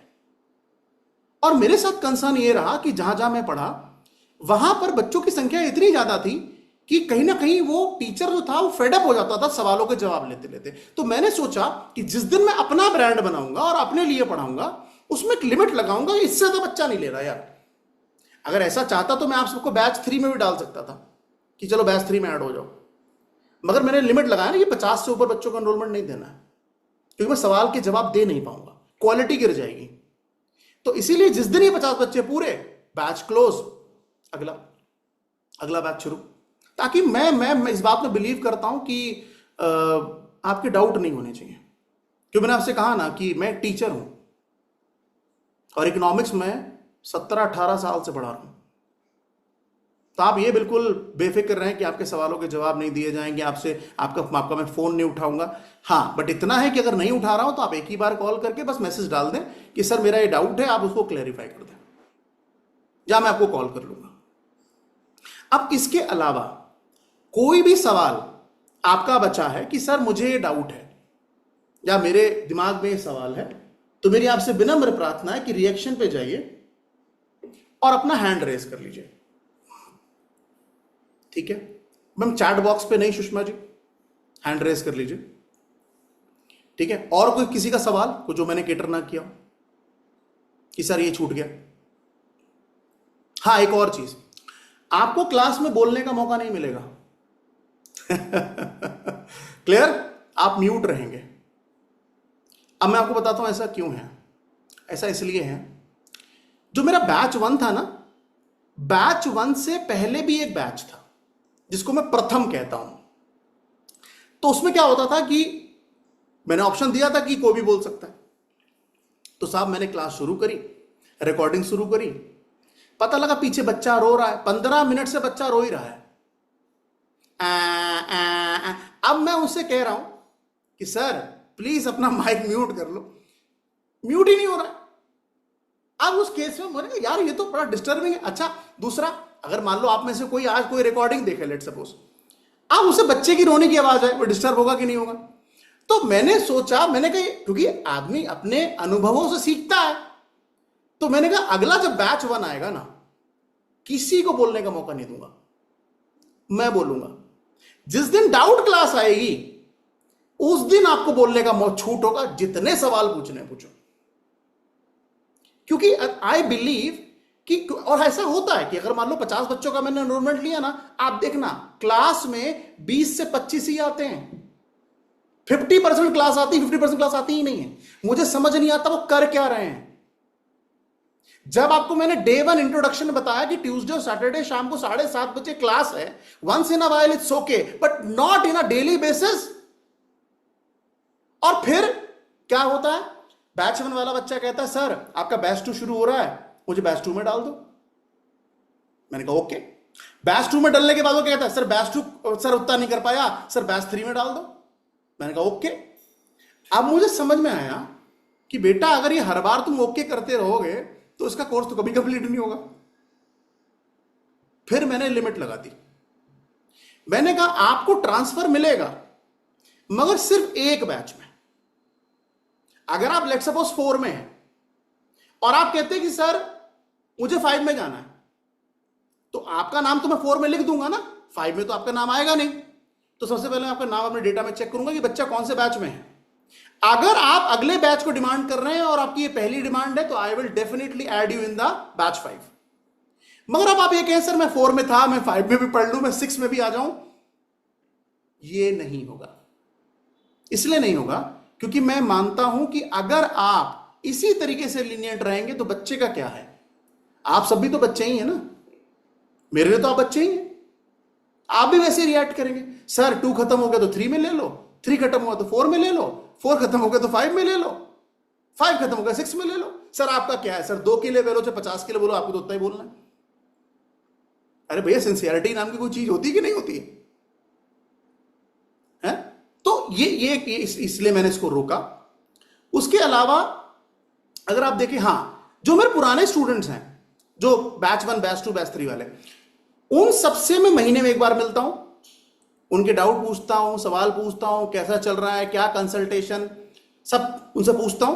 क्योंकि द पॉइंट इज, मैं मानता हूं कि अगर स्टूडेंट को यह पता है कि उसका टीचर उसके पीछे खड़ा है तो उसके अंदर कॉन्फिडेंस आ जाता है, उसे डर नहीं लगता। ये बिल्कुल वैसे ही है कि अगर आपके पिता आपके पीछे खड़े हैं और वो कहें बेटा जा जंग फतेह कर, मैं हूं तेरे साथ, तो बंदा वो जंग फतेह कर लेगा। मगर मुझे एक ही चीज खराब लगती है, खास तौर से 2 चीजें। पहला, जब मैं पढ़ा रहा हूं तो लोगों का वीडियो ऑफ, मुझे इतनी चिढ़ है ना इससे, इतनी चिढ़ है, और मैं यकीन के साथ कह सकता हूं कि इनका कॉन्फिडेंस लेवल भी, आप देखिएगा जिनका वीडियो ऑफ रहेगा ना, अगर मैं कभी भी क्लास में कोई सवाल पूछूंगा, ये पन्ने पलटेंगे, सर क्या लिखाया था, क्या लिखा।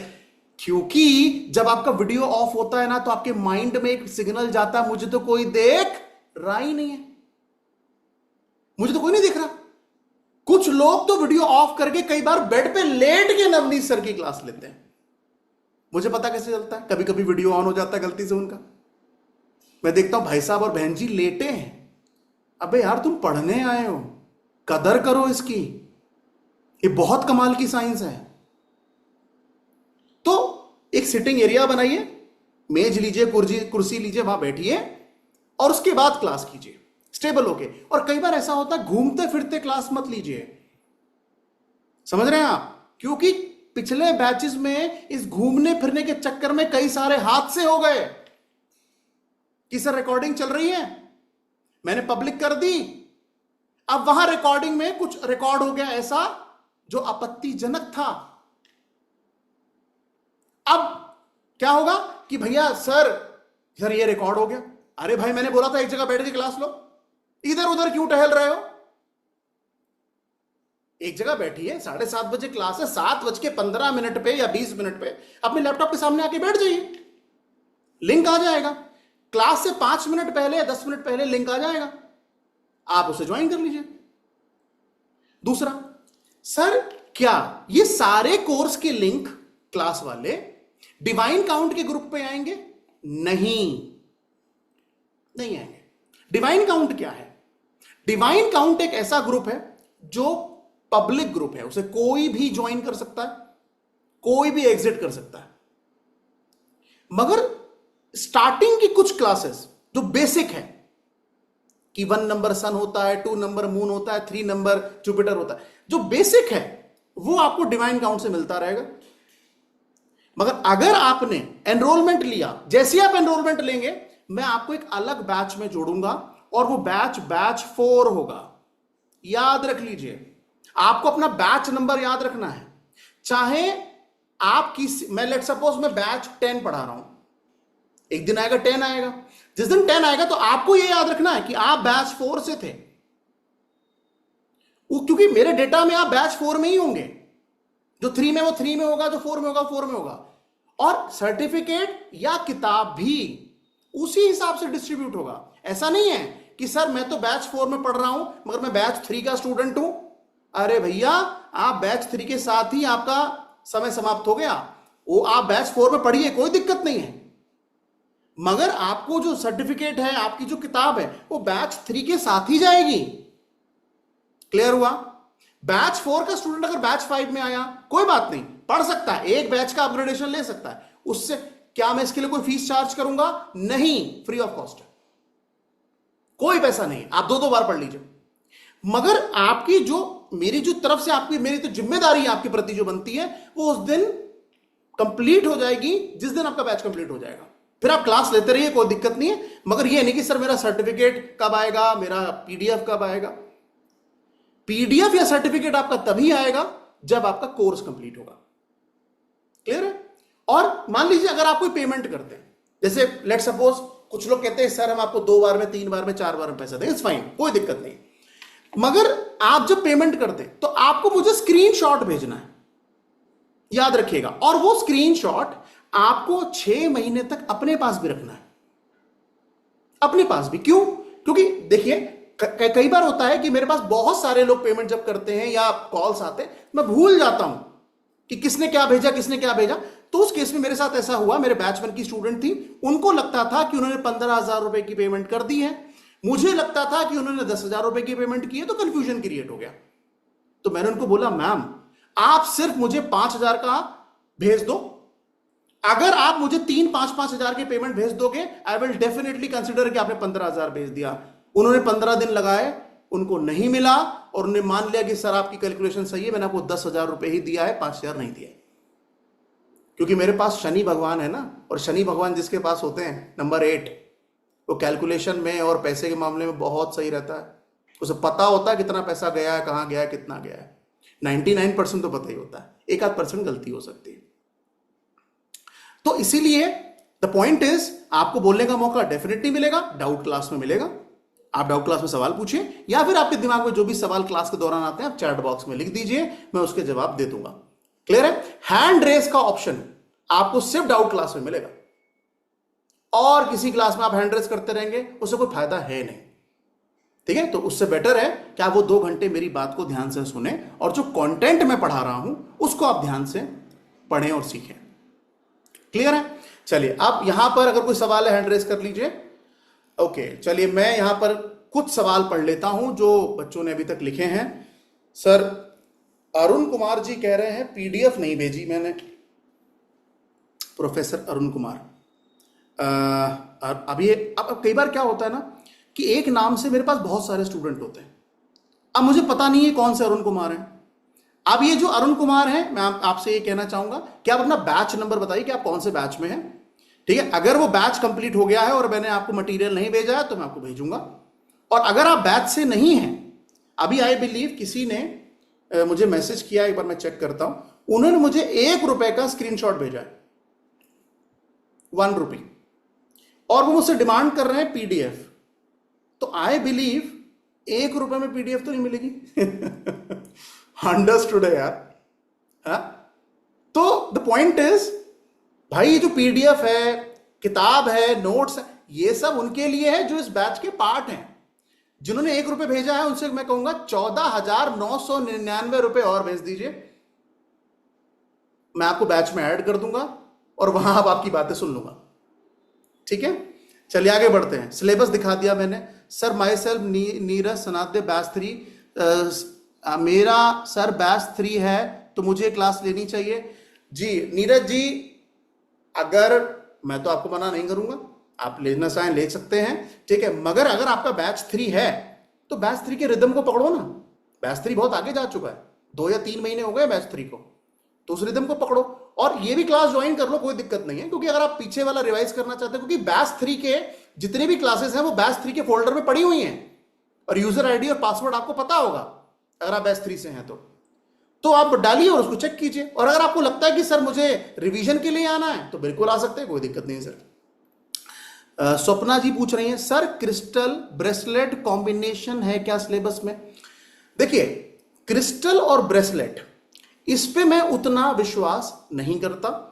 मैं मानता हूं कि आपके कर्म आपको किस दिशा में करने हैं वो मैं आपको सिखाऊंगा। मगर क्योंकि ये जो क्रिस्टल है और जो ब्रेसलेट है, ऐसा नहीं मैं कह रहा हूं कि ये वैल्यूएबल नहीं है, इसके लिए हमारी टीम में एक पर्सन है रविकांत जी, उनसे मैं कभी आपकी मुलाकात जरूर करवाऊंगा। ठीक है? जब बैच 4 आगे बढ़ेगा तो मैं एक दिन उनसे बोलूंगा कि आप लोगों से आके मिले और बात करें। उनको क्रिस्टल और ब्रेसलेट को लेकर बहुत ज्ञान है, बहुत नॉलेज, अच्छी नॉलेज है, और वो मेरे बैच 1 के स्टूडेंट हैं। तो उन्होंने मुझसे बोला कि सर आप न्यूमरोलॉजी पढ़ाओ। ठीक है? मगर सर अगर ब्रेसलेट या क्रिस्टल से रिलेटेड अगर किसी का कोई सवाल आता है या तो सर एक क्लास में ले लूंगा जहां पर मैं उनके बारे में उनके सारे सवाल के डाउट ले लूंगा। और जो मैंने आई बिलीव मैंने ग्रुप पे डाला था, आज फिर से डाल दूंगा, जो बेसिक कोर्स है वो 13 क्लासेस का है, 13 क्लासेस, वो फ्री ऑफ कॉस्ट है। आप मान लो वो ट्रेलर है, अगर फ्री में इतना पढ़ाऊंगा सोचो 15,000 लेके कितना पढ़ाऊंगा मैं। तो इसीलिए वो ट्रेलर है, वो कोई भी देख सकता है, ठीक है। मगर उन 13 क्लासेस के बाद जो 14वीं क्लास आएगी, 14th क्लास आएगी, भैया वहां से कंटेंट शुरू होगा। और मैं आपसे सिर्फ एक चीज कहना चाहता हूं, यूट्यूब के वीडियोस को देखकर ना तो अपने नाम को करेक्ट कीजिए, ना कोई रेमेडी कीजिए, और ना ही कोई कलर पहनने का डिसीजन या क्रिस्टल पहनने का डिसीजन लीजिए। मेरी आपसे विनम्र प्रार्थना है। इतना पढ़ने के बाद मुझे एक चीज समझ में आई कि भैया अगर यूट्यूब पे आदमी सारा ज्ञान दे देगा तो उसकी खुद की रोजी रोटी कैसे चलेगी। अंडरस्टूड है यार, ये मार्केटिंग है, and that is marketing, clear cut marketing. और आप एक हैं, और मैं स्टार्टिंग में जो आपको पढ़ाऊंगा मैं ये बिल्कुल नहीं कहूंगा ये पूरा ज्ञान है। पूरा ज्ञान कब शुरू होगा? जिस दिन बैच 4 की पहली क्लास होगी ना, एडवांस वाली। अभी तो बेसिक पढ़ेंगे हम, क्योंकि आप में से हो सकता है किसी को ना पता हो मूलांक और भाग ज्ञान क्या है, तो हम तो बेसिक पढ़ेंगे। मगर बेसिक के बाद जब एडवांस शुरू करेंगे ना, पहले दिन एडवांस की शुरुआत ही इस बात से है कि आपको अपने जीवन में 2 रेमेडी ऐड कर लेनी है। मगर वो रेमेडी क्या होगी? वो एडवांस का पहला दिन होगा। मगर जब तक डिवाइन काउंट पे आ रहा है, जितने भी बैच 4 के स्टूडेंट्स हैं जिनको मैं बैच 4 में ऐड कर चुका हूं, उनसे रिक्वेस्ट है कि अभी वो डिवाइन काउंट पे ध्यान रखें कि वहां पे लिंक आएगा, 5 6 7 क्लासेस वहां पे आएंगी। उसके बाद फिर मैं बैच 4 में लिंक डालूंगा, फिर डिवाइन काउंट में लिंक नहीं आएगा, क्योंकि फिर वो फ्री क्लासेस नहीं है। स्टार्टिंग की क्लासेस फ्री हैं, ट्यूसडे सैटरडे आप पढ़ सकते हैं, बेसिक पढ़ना है पढ़ लीजिए, उसमें कोई दिक्कत नहीं है। मगर एडवांस के लिए आपको पेमेंट करना होगा, और मैंने आपको बताया कि जैसे आपको ठीक लगे आप वैसा पेमेंट कर सकते हैं। चलिए आगे बढ़ते हैं। सुषमा जी का सवाल है, hello sir, does this course cover all topics of numerology और are there future topics that one has to study after this course is completed and before understanding everything about numerology? देखिए सुषमा जी, ये जो कंटेंट मैंने बनाया, इसमें मैंने क्या करा कि मैंने जितने टीचर्स के नाम अभी तक लिए उन सबके ज्ञान को सुषमा जी मैंने मिक्सी में डाला, ठीक। उसके बाद अपने एक्सपीरियंस को भी मिक्सी में डाला, 4-5 टीचरों से पढ़ा, अपना एक्सपीरियंस भी डाला। मैम उस मिक्सी को ना मैंने घोट के चलाकर एक जूस बना लिया, और उस जूस ना बच्चों को पिलाना शुरू कर दिया। यानी कि मैं आपसे कहूंगा कि अगर आपको कंसल्टेशन करनी है तो मैं आपको इतना पढ़ा दूंगा कि आपको कंसल्टेशन के लिए कोई कोर्स करने की जरूरत नहीं है। मगर अगर आपको लगता है कि नहीं सर, मैंने बोला ना मैं इस बात को बिलीव करता हूं, व्हाई ऑलवेज नवनीत मिश्रा, और सिर्फ नवनीत सर के से क्यों पढ़ना है यार, और लोगों से पढ़ो, ज्ञान किसने मना किया? बट द पॉइंट इज कि मुझे जाना किधर है, क्योंकि मुझे तो टीचर बनना था मैम, सुषमा मैम, तो मैं तो अपनी पढ़ाई कभी रोक ही नहीं सकता, क्योंकि मुझे ये बहुत खराब लगेगा कि कोई बच्चा मुझसे कोई सवाल पूछे और मेरे पास उसका जवाब ना हो। इसलिए जब मैं इकोनॉमिक्स पढ़ाता हूं ना मैम, इकोनॉमिक्स में कई सारी किताबें हैं, सीबी सचदेवा को मैंने पढ़ा, टीआर जैन को मैंने पढ़ा, संदीप गर्ग को मैंने पढ़ा, एनसीईआरटी को मैंने पढ़ा, पूनम गांधी को मैंने पढ़ा। ये सारी किताबें जो 11th और 12th में पढ़ाई जाती हैं, उन सब किताबों को पढ़ने के बाद समझ में आया कि हर किताब का एक अलग रूप है और उन सब का मीनिंग है। तो ये कह देना कि संदीप गर्ग पढ़ लिया तो सीबी सचदेवा खराब है, ये गलत है ना। तो लर्निंग तो नेवर एंडिंग है। मगर 6 महीना आप सोचिए ना, कुछ तो ऐसा होगा ना तो 6 महीने पढ़ाऊंगा मैं, तो उतना इनफ है मैम, ठीक है। चलिए आगे बढ़ते हैं। सर विल वी जीए, एक तो ये जीए पूरा लिख दो भाई, नाम इतना कष्ट क्यों देना है मुझे, ठीक है। Sir will we learn how to predict with Vedic astrology? देखिए मैं आपको ये कहूंगा, मैंने जैसे अभी कहा खट्टा दही नहीं देता मैं, तो जब तक मैं एस्ट्रोलॉजी को उस लेवल तक ना पढ़ लूं तब तक ना तो मैं उसे अपने कोर्स का पार्ट बनाऊंगा और ना ही आप लोगों को सिखाऊंगा। क्योंकि मैंने बोला ना कि आई बिलीव कि यार जब तक वो क्वालिटी, वो कॉन्फिडेंस, क्योंकि न्यूमरोलॉजी जब मैंने पढ़ा तो मुझे लगा कि थोड़ा और पढ़ना है, थोड़ा और पढ़ना है, थोड़ा और पढ़ना है। तो बहुत सारी चीजें मैंने सीखी इसमें। तो उस दौरान एस्ट्रोलॉजी बिल्कुल सिखाएंगे। कुछ कुछ इनपुट्स हैं एस्ट्रोलॉजी के जो मैं आपको जरूर शेयर करूंगा, बहुत फैंटास्टिक इनपुट्स हैं, ठीक है। बट पढ़ाने का फैसला मुझे लगता है कि मैं कम से कम 2030 के आसपास लूंगा। 2030 से पहले तो एस्ट्रोलॉजी नहीं पढ़ाएंगे। 4-5 साल 6 साल मुझे चाहिए इसको पढ़ने के लिए। और मुझे एस्ट्रोलॉजी क्यों पढ़नी है? क्योंकि मुझे ना न्यूमरोलॉजी और एस्ट्रोलॉजी को मिलाकर एक नई लॉजी निकालनी है, जिसको नवनीतोलॉजी बोलते हैं। क्लियर? नवनीतोलॉजी का मतलब क्या होगा कि हम कहते हैं कि मान लो हमने ग्रिड देखा और हमें पता लगा कि इसका सूर्य खराब है। क्लियर? न्यूमरोलॉजी ने बताया कि सूर्य खराब है, ठीक है। अब हमें ये चेक करना है कि सर इसका सूर्य तो खराब है, मगर इसका सूर्य कितना खराब है। क्लियर? कितना खराब है, कितना खराब है, ये न्यूमरोलॉजी में नहीं होता। न्यूमरोलॉजी में क्या होता है? सूर्य खराब है, रेमेडी करो, अच्छा नहीं है। मगर सर 20% खराब है, 30% खराब है, 40% खराब है, 50% खराब है, 60। और एक बार एक बड़ा अच्छा सवाल एक बच्चे ने पूछा कि सर न्यूमरोलॉजी और एस्ट्रोलॉजी में हम एस्ट्रोलॉजी क्यों ना पढ़े, न्यूमरोलॉजी क्यों पढ़े? बहुत जेन्युइन सवाल है, अच्छा सवाल है। इसका जवाब क्या है? इसका जवाब यह है, एस्ट्रोलॉजी को समझने के लिए आपको अपने जीवन के तकरीबन 5 या 7 साल मिनिमम देने होंगे।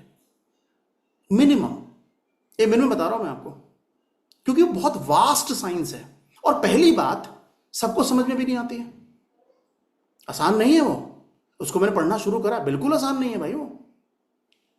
तो आपको 5-7 साल सिर्फ पढ़ने में गुजारना है। आप ये समझ लें कि एक एस्ट्रोलॉजी का कोर्स कर लिया और आप एस्ट्रोलॉजर बन गए, तो आप सिर्फ जनता को धोखा देंगे और कुछ नहीं। न्यूमरोलॉजी में बेनिफिट क्या है कि अगर आप 2 साल ढंग से न्यूमरोलॉजी पढ़ लें तो आप उस लेवल में पहुंच जाएंगे कि आप 4 सेक्टर्स को आसानी से डिकोड कर सकते हैं। और वो क्या है? HRCM। H क्या है? हेल्थ, R क्या है? रिलेशनशिप, C क्या है? करियर, और M क्या है? मनी। ये 4 सेक्टर केटर कर लिए, 5वां जरूरत क्यों है? 5वां क्यों चाहिए यार? HRCM तो आ गया ना अपने को। और numerology is mostly based on the personality traits. Numerology इतने फेमस क्यों हो गई? इतने लोग न्यूमरोलॉजी क्यों पढ़ रहे हैं? पहली बात, सीखना बहुत आसान है, सीखना बहुत आसान है। दूसरा, सर हमें आज की तारीख में हमें यह जानना है कि हम क्या हैं।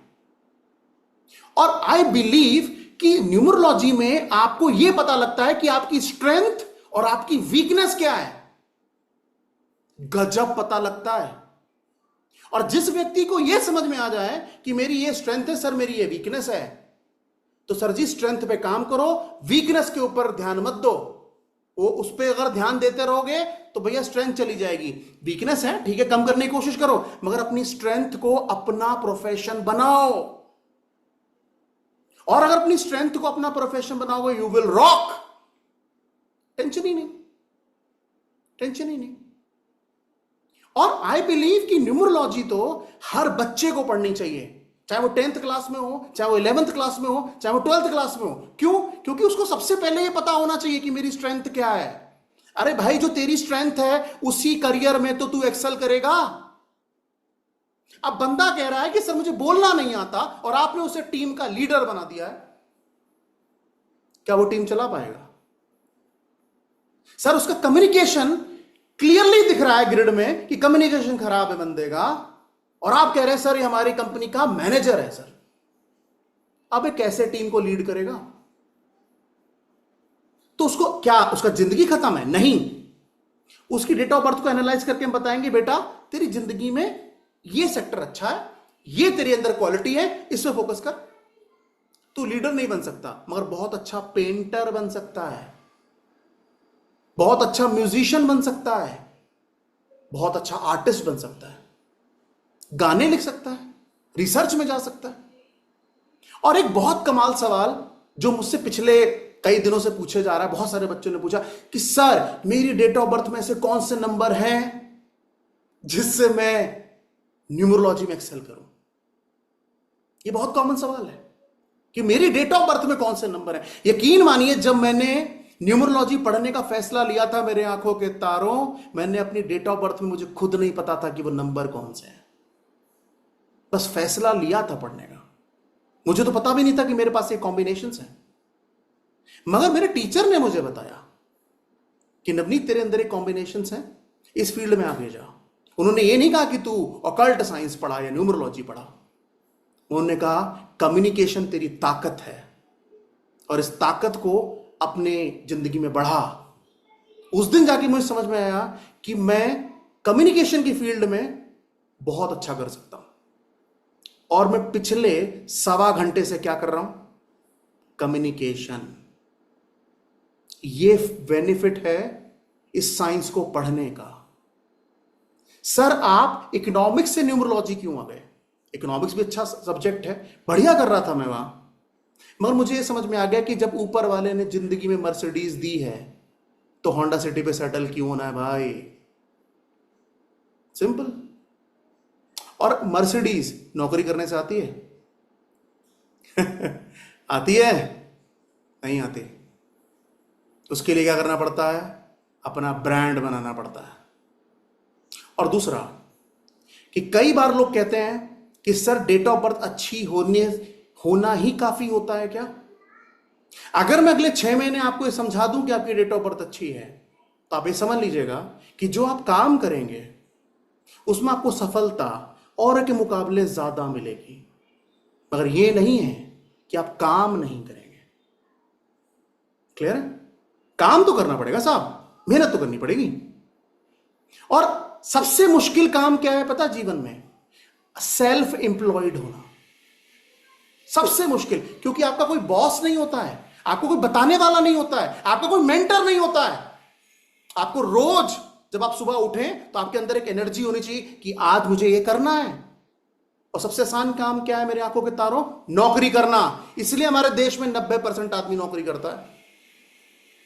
तो सबसे आसान काम है। सर मुझे तो पता ही नहीं मुझे जीवन में क्या करना है। कोई बात नहीं, तू 9 बजे ऑफिस पहुंच जा, तेरा बॉस बता देगा तुझे क्या करना है। तो द पॉइंट इज कि अगर आपके कॉम्बिनेशंस, आपकी डेट ऑफ बर्थ, और खास तौर से अगर मैं ऑकल्ट साइंस, स्पेसिफिकली अगर ऑकल्ट साइंस की बात करूं, मुझे बताने वाला कोई नहीं था, यकीन मानिए, पर मैं आपको बता देता हूं ऑकल्ट साइंस के लिए सबसे अच्छा नंबर कौन सा है?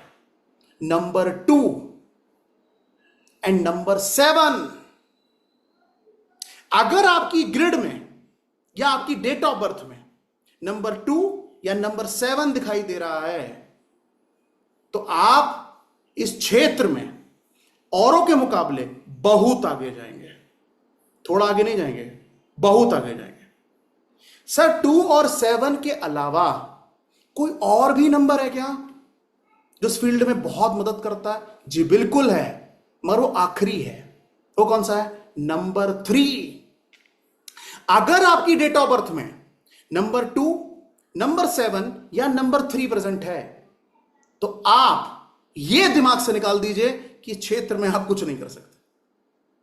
भैया आपकी डेट ऑफ बर्थ में वो ब्लेसिंग है, बस आप नहीं ले पा रहे हैं, वो आपको सोचना है। तो 3 नंबर मेरे आंखों के तारों। सर अगर सर तीनों नंबर हो तो मैं कहूंगा आप ब्लेस्ड हैं। अगर तीनों नंबर हैं आपके पास, अगर आपके पास 2 नंबर हैं तब भी आप ब्लेस्ड हैं, अगर आपके पास 1 नंबर है तब भी आप ब्लेस्ड हैं। मगर 2, 7 और 3 ये 3 ऐसे नंबर हैं जो इस क्षेत्र के लिए, खास तौर से ऑकल्ट साइंस के लिए बहुत मायने रखते हैं, बहुत मायने रखते हैं। क्लियर है? और वो कैसे निकलेगा? हालांकि मूलांक भी अलग है, भाग्यांक हो सकता है, किसी का भाग्यांक हो जाए तो वहां पे भी आ सकता है, बट द पॉइंट इज ये 3 नंबर ऐसे हैं, नंबर 2, नंबर 7, नंबर 3, अगर ये आपकी ग्रिड में है या आपके डेट ऑफ बर्थ में आते हैं तो ये क्षेत्र आपको बिल्कुल फायदा पहुंचाएगा। मगर आपको पूरी ईमानदारी से पढ़ना पड़ेगा, एक एक चीज को सीखना पड़ेगा। और एक और चीज मैं आपको यहां कहना चाहूंगा कि आप अपने जीवन से काला रंग और नीला रंग निकाल दीजिए।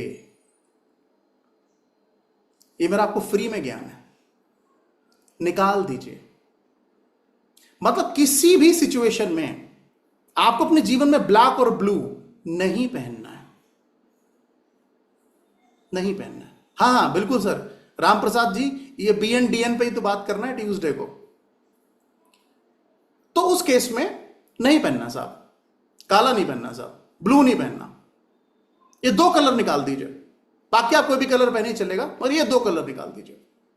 और अगर कभी भी आपको लगे कि सर ये मजबूरी है ये कलर्स को पहनना, तो कमर के नीचे पहनिए, पैंट पहन लीजिए, पैजामा पहन लीजिए, लोअर पहन लीजिए, ठीक है, कोई बात नहीं। जब भी मैं बात करता हूं, क्लाइंट से मिलता हूं, तो क्लाइंट कहता है सर आपने तो मेरी पूरी वार्डरोब खाली करवा दी सर, मेरे वो कपड़े वही थे जो आपने मना करे पहनने के लिए। तो मैंने कहा इसीलिए तो भेजा ईश्वर ने तुम्हारे पास मुझे, कि मैं तुम्हें बता दूं, क्योंकि खुद तो ईश्वर आएगा नहीं, तो मैं ही साधन बन गया साहब तुझे बनाने का। तो नीला और काला ये निकाल दीजिए। और दूसरा, ये कभी मत करिएगा, जैसे यूट्यूब पे वीडियोस में आता है सर नंबर 1 है तो ऑरेंज पहन लो, नंबर 2 है तो क्रीम वाइट पहन लो, नंबर 3 है तो येलो पहन लो, नंबर 4 है तो ब्लू पहन लो, नंबर 5 है तो ग्रीन। ये मत करिएगा, ये मत कीजिएगा। जब हम किसी भी व्यक्ति को कोई कलर बोलते हैं कि आपको एक कलर पहनना है, तो मेरे आंखों के तारों पूरा ग्रिड का एनालिसिस करते हैं, चाहे वो लोशो हो चाहे वैदिक। मगर कौन सी ग्रिड का एनालिसिस ज्यादा अच्छा जाता है? वैदिक। लोशो खराब नहीं है, लोशो भी अच्छा है, पढ़ाऊंगा तो मैं दोनों ही आपको, मैं आपको दोनों हाथों में तलवार दे दूंगा, आप युद्ध लड़िए जिससे लड़ना है। लोशो से लोशो सही, वैदिक से वैदिक सही, हैं दोनों ही सही।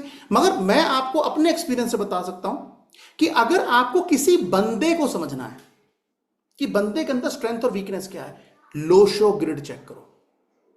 और अगर आपको यह देखना है कि यार इस व्यक्ति का जीवन कैसा रहेगा, तो वैदिक ग्रिड देखो। समझ में दोनों में क्या फर्क है? बंदे को अगर देखना है यार ये बंदा, इसके अंदर क्या स्ट्रेंथ है, इसका क्या वीकनेस है, क्या कौन सा सेक्टर इसका हिला पड़ा है, कौन सी क्वालिटी इसके अंदर नहीं है, कौन सी क्वालिटी इसके अंदर है, तो आप लोशो देखो, मस्त लोशो देखो। कैसे देखनी हो बताऊंगा मैं आपको। मगर अगर वो ये कहे मेरी शादी कब होगी, मुझे मेरा बच्चा कब होगा, मुझे प्रमोशन कब मिल सकता है, सर मैं अब्रॉड जाना चाहूं कब जा सकता हूं, सर मैं प्रमोशन करना चाह रहा हूं, ट्रांसफर लेना चाह रहा हूं, दूसरी कंट्री में जाना चाह रहा हूं, मतलब HRCM कुछ भी, तो कौन सा देखना है? वैदिक। वैदिक, क्योंकि वो अपने जिंदगी के इवेंट के बारे में पूछ रहा है। वो ये नहीं पूछ रहा कि मैं कम्युनिकेशन में अच्छा हूं कि खराब हूं, मैं इमोशनल हूं कि इमोशनल नहीं हूं, वो ये नहीं पूछ रहा है। वो ये पूछ रहा है कि मेरी शादी कब होगी, वो ये पूछ रहा है कि मुझे अब्रॉड जाने का मौका कब मिलेगा, वो ये पूछ रहा है कि सर ये साल मेरे लिए कैसा है। तो क्या देखना है? वैदिक। एंड द बेस्ट पार्ट, एक और चीज जो लोग गलती करते हैं, वो क्या करते हैं, यूट्यूब के वीडियोस को देखकर अपने मोबाइल फोन में चेंजेस करना शुरू कर देते हैं। यह निहायती मूर्खतापूर्ण काम है। मैंने क्या बोला, जितने भी लोग पॉडकास्ट में आकर ज्ञान दे रहे हैं, मैं ये नहीं कह रहा हूं कि वो ज्ञान गलत है, मगर मैं इतना जरूर कहना चाहता हूं ज्ञान पूरा नहीं है मेरे आंखों के तारों, पूरा नहीं है। मोबाइल न्यूमरोलॉजी को पढ़ाने में कम से कम 6 से 8 घंटे लगते हैं मुझे, और आपको क्या लग रहा है कि 1 घंटे के पॉडकास्ट में वो आपको मोबाइल न्यूमरोलॉजी का सारा ज्ञान दे देंगे? मिनिमम 8 घंटे। 8 घंटे का मतलब समझ रहे हो आप? 15 दिन की क्लास, 8 घंटे 10 घंटे लगते हैं, तब जाके पता लगता है अच्छा सर मोबाइल नंबर ऐसे डिजाइन होता है। और मोबाइल नंबर मैटर करता है हमारी लाइफ में इतना ज्यादा ना, उसे आप हल्के मत लीजिएगा कि अरे सर ये फालतू होता है। मैं बता रहा हूं लोग क्या कहते, 50 साल पहले तो मोबाइल नहीं थे, 50 साल पहले तो गाड़ियां भी नहीं थी, 50 साल पहले मकान नंबर भी नहीं होते थे, 50 साल पहले लोगों के पास बैंक अकाउंट भी नहीं थे।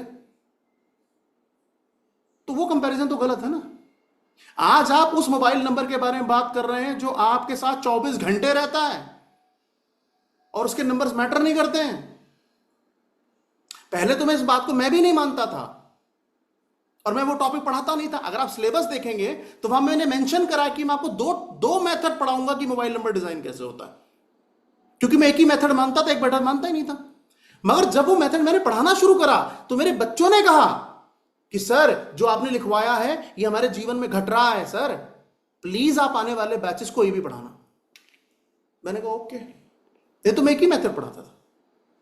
और मोबाइल नंबर का एक्चुअली सबसे बड़ा इंपैक्ट क्या है, आप मुझे बताओ, आप सब लोग मुझसे कनेक्ट कैसे हुए? Mobile number. हो सकता है आप में से कईयों को मेरा नाम भी ना पता हो, मगर आप मुझे कॉल करोगे, आप मुझसे बात करोगे, पूरी दुनिया, आज की तारीख में व्हाट्सएप कॉल आती है साहब, कोड देके पहचानना पड़ता है कि ऑस्ट्रेलिया का है, कि अमेरिका का है, कि कनाडा का है, कि इंडिया का है। तो वो नंबर आपके लिए मैटर नहीं करता? अरे थोड़ी है सर। तो द पॉइंट इज, मैटर तो आपका बैंक अकाउंट भी करता है, मैटर तो आपने जो शर्ट पहनी उसका कलर भी करता है। और अभी एक मेरा स्टूडेंट है, पहले क्लाइंट था, बहुत सारे ऐसे लोग जो मेरे क्लाइंट पहले थे अभी मेरे स्टूडेंट हैं।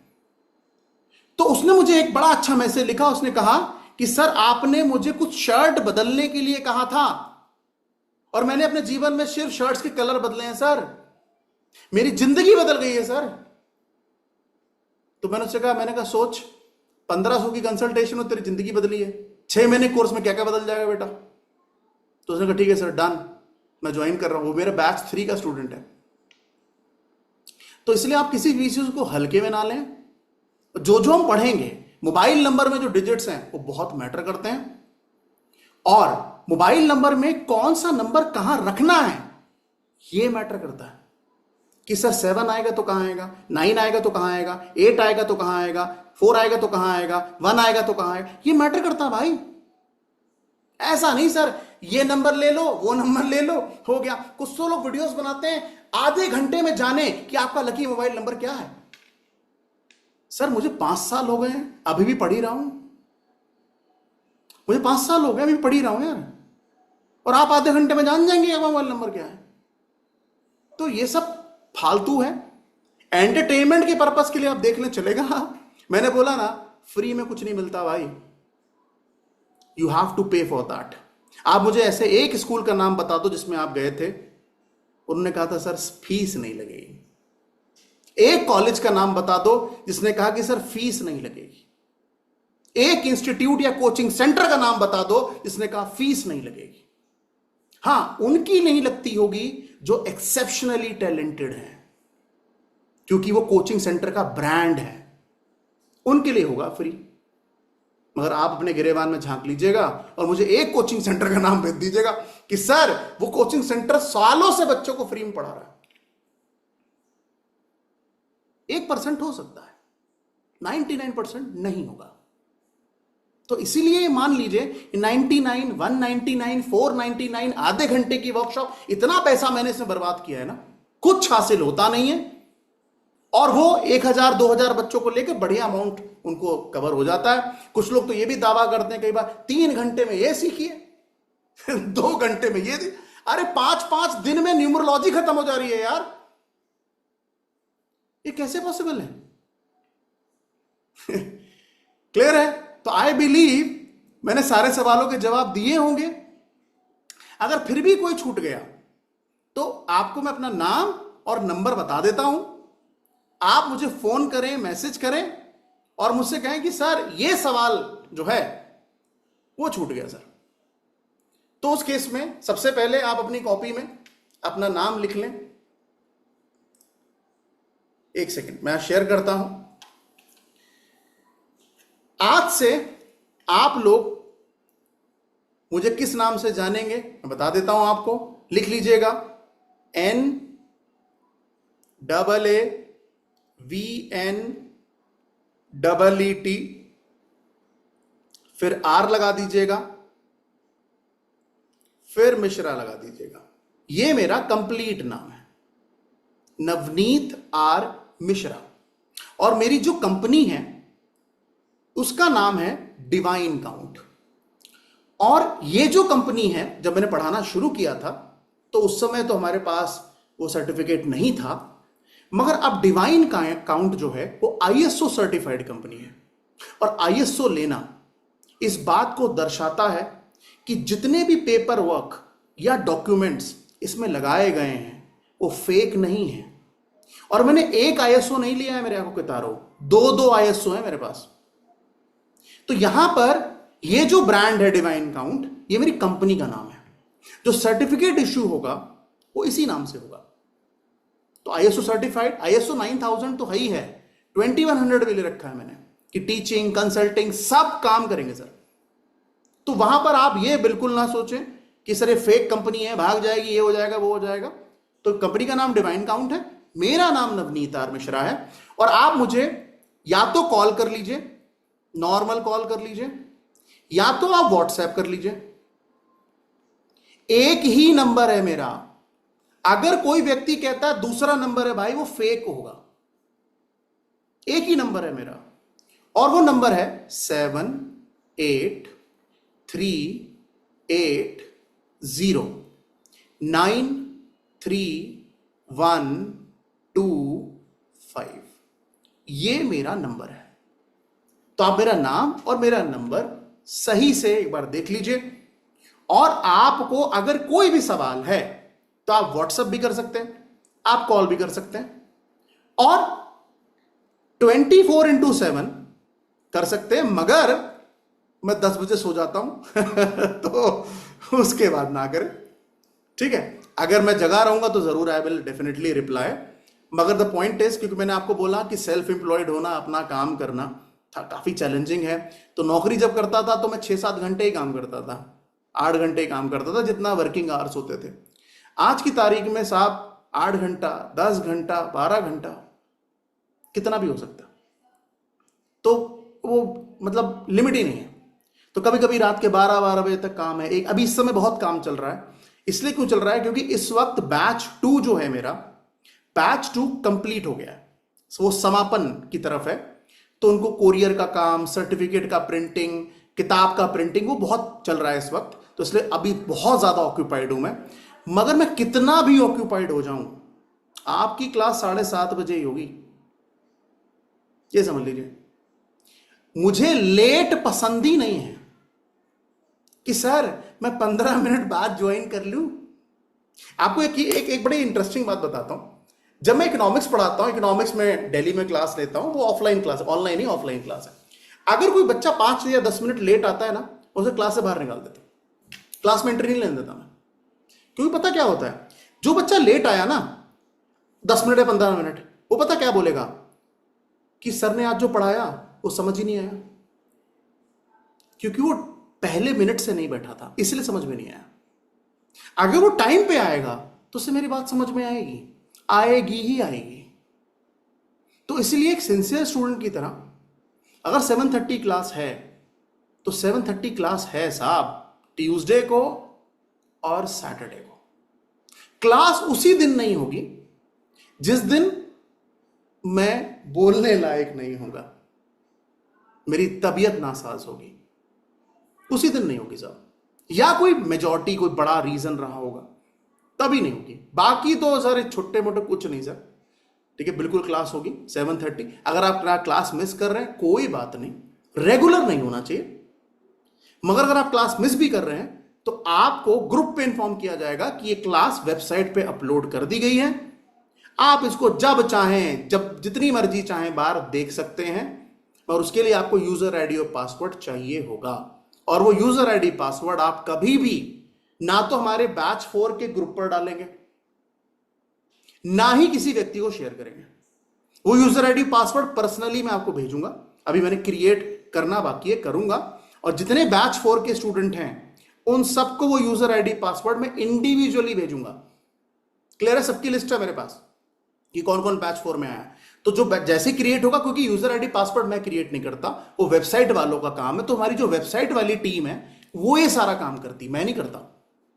तो उस केस में जब मुझे भेजते हैं तो वो जनरेट करते हैं, और जनरेट करके मुझे भेजते, तो मैं फिर आगे स्टूडेंट्स को पास ऑन करता हूं। तो उसमें कम से कम 1 हफ्ते का समय लग सकता है। 1 हफ्ते के अंदर अंदर आपका यूजर आईडी और पासवर्ड आपके पास आ जाएगा। और बैच 4 के सभी स्टूडेंट्स इस क्लास को भी, ये क्लास कब हुई है? 13 सितंबर।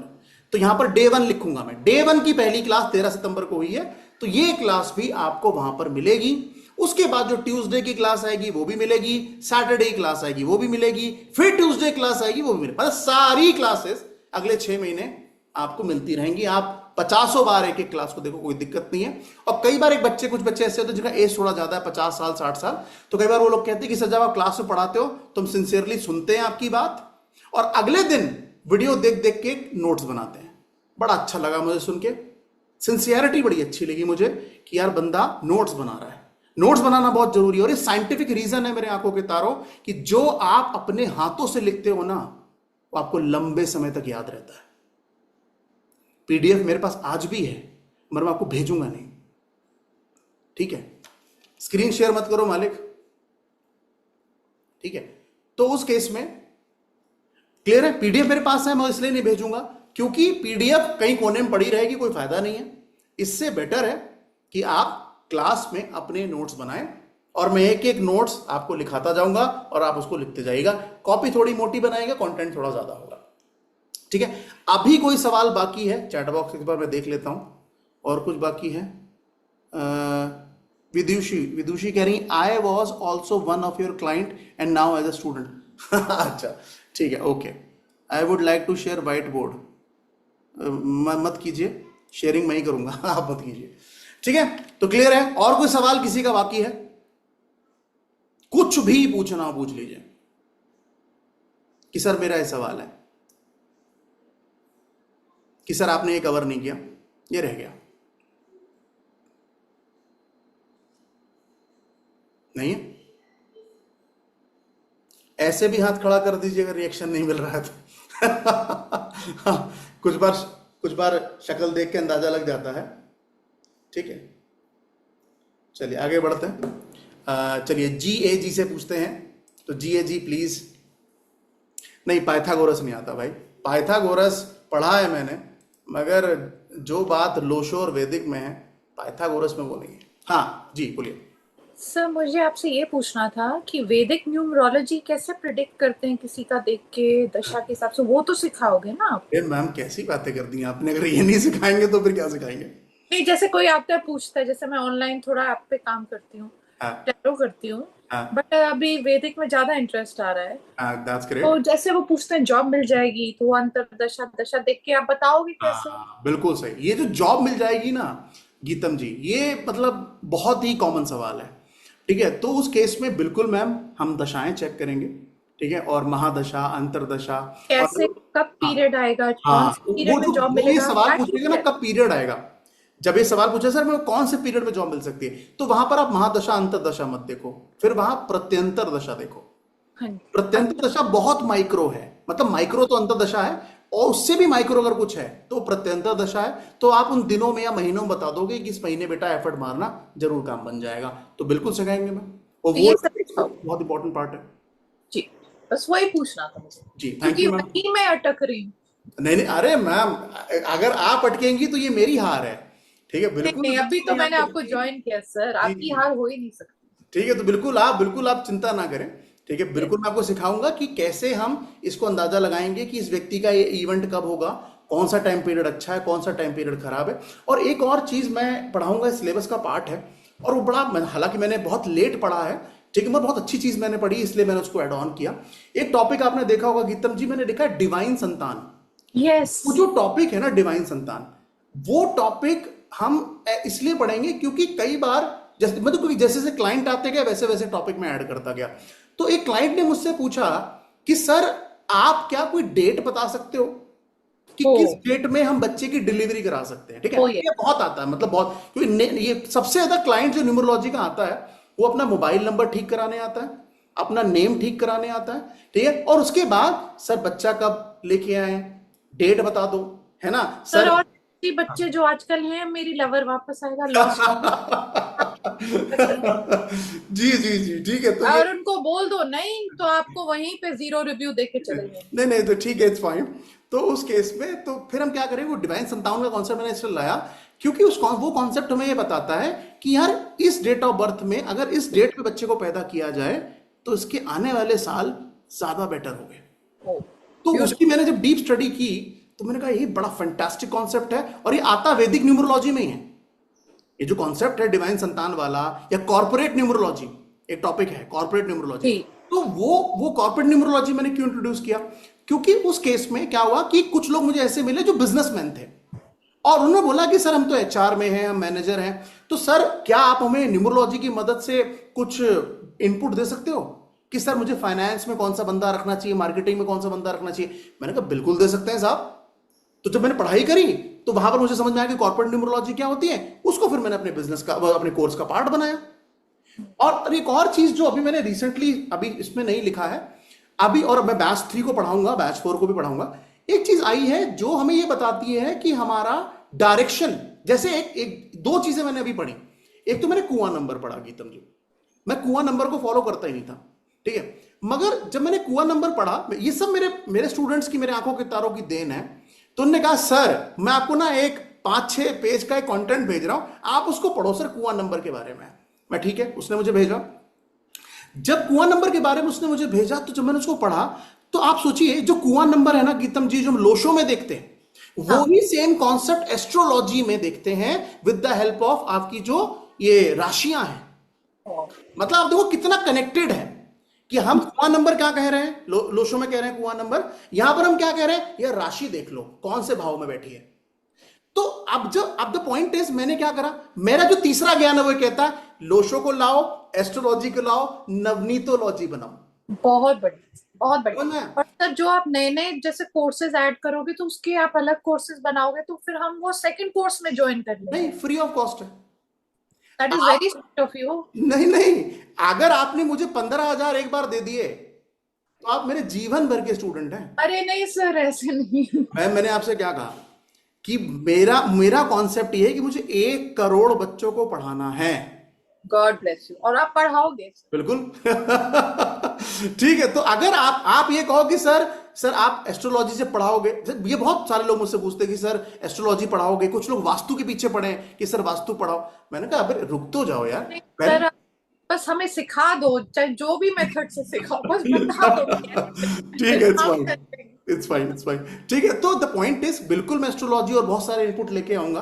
ठीक है, तो अभी ना, अभी मैं किस पे काम कर रहा हूं, अभी गीतम जी मैं राशियों को पढ़ रहा हूं कि मिथुन राशि क्या कहती है, कर्क राशि क्या कहती है, और उस राशियों के ऊपर कम से कम मैं 2 या 3 क्लास लूंगा, राशियों के बारे में क्या पढ़ा।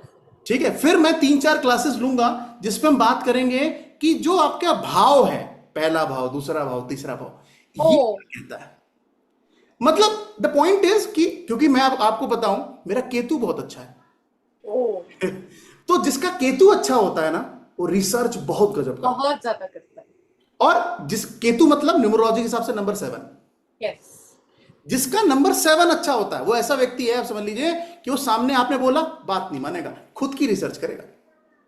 तो जितने भी टीचर्स ने मुझे पढ़ाया उन सबकी बात तो मैंने सुनी, मगर मैंने वो ही चीज कोर्स का पार्ट बनाई जिसमें जो आपको समझ। जी यार, ये बड़ा कमाल की चीज है, गजब। क्योंकि और द पॉइंट इज कि अभी आई बिलीव भगवान की दया से 500 से ज्यादा ऐसे लोग हैं जिनको मैं कंसल्टेशन दे चुका हूं, मतलब जिन्होंने पैसा दिया है, फ्री वाले तो छोड़ ही दो आप। तो उस केस में उन 500 लोगों ने क्या बोला, उनका भी तो फीडबैक है कि उनका केतु क्या बोला, उनका 3 वाले ने क्या बोला, 4 वाले ने क्या। तो और मैं सबको कहना चाहूंगा यहां पर कि जब आप कंसल्टेशन में जाएं, आपने क्लाइंट से बात की, क्लाइंट से बात करने के बाद फिर आप जब मीटिंग ओवर हो जाए ना, तो आप बैठकर 15 मिनट नोट्स बनाया करो कि यार इसने क्या क्या बोला। अगर आप इस पे काम करोगे ना, यकीन मानूंगा, यकीन से कह रहा हूं कि आपको किसी नवनीत सर की जरूरत नहीं पड़ेगी, आपका खुद का डेटा होगा और वो इतना सॉलिड होगा। इसीलिए मैं कहता हूं ना कि नंबर 7 अगर मूलांक और भाग्यांक में बैठ जाए तो आदमी क्या कहता है, या तो शादी हो नहीं रही और हो रही तो चल नहीं रही। क्लियर? तो ये बात मैंने ऐसी थोड़ी कह दिया है, तो उसके पीछे मैं डेटा है लोगों का कि 16 वाला क्या बोल रहा है, 25 वाला क्या बोल रहा है, 7 वाला क्या बोल रहा है। और एक बार मेरे साथ एक केस आया था कि एक हस्बैंड थे जो मुझसे पूछ रहे थे कि सर मैं अपनी पत्नी के साथ नहीं रह पाता हूं। तो मैंने कहा सर आपके मूलांक और भाग्यांक में तो मुझे केतु नहीं दिख रहा।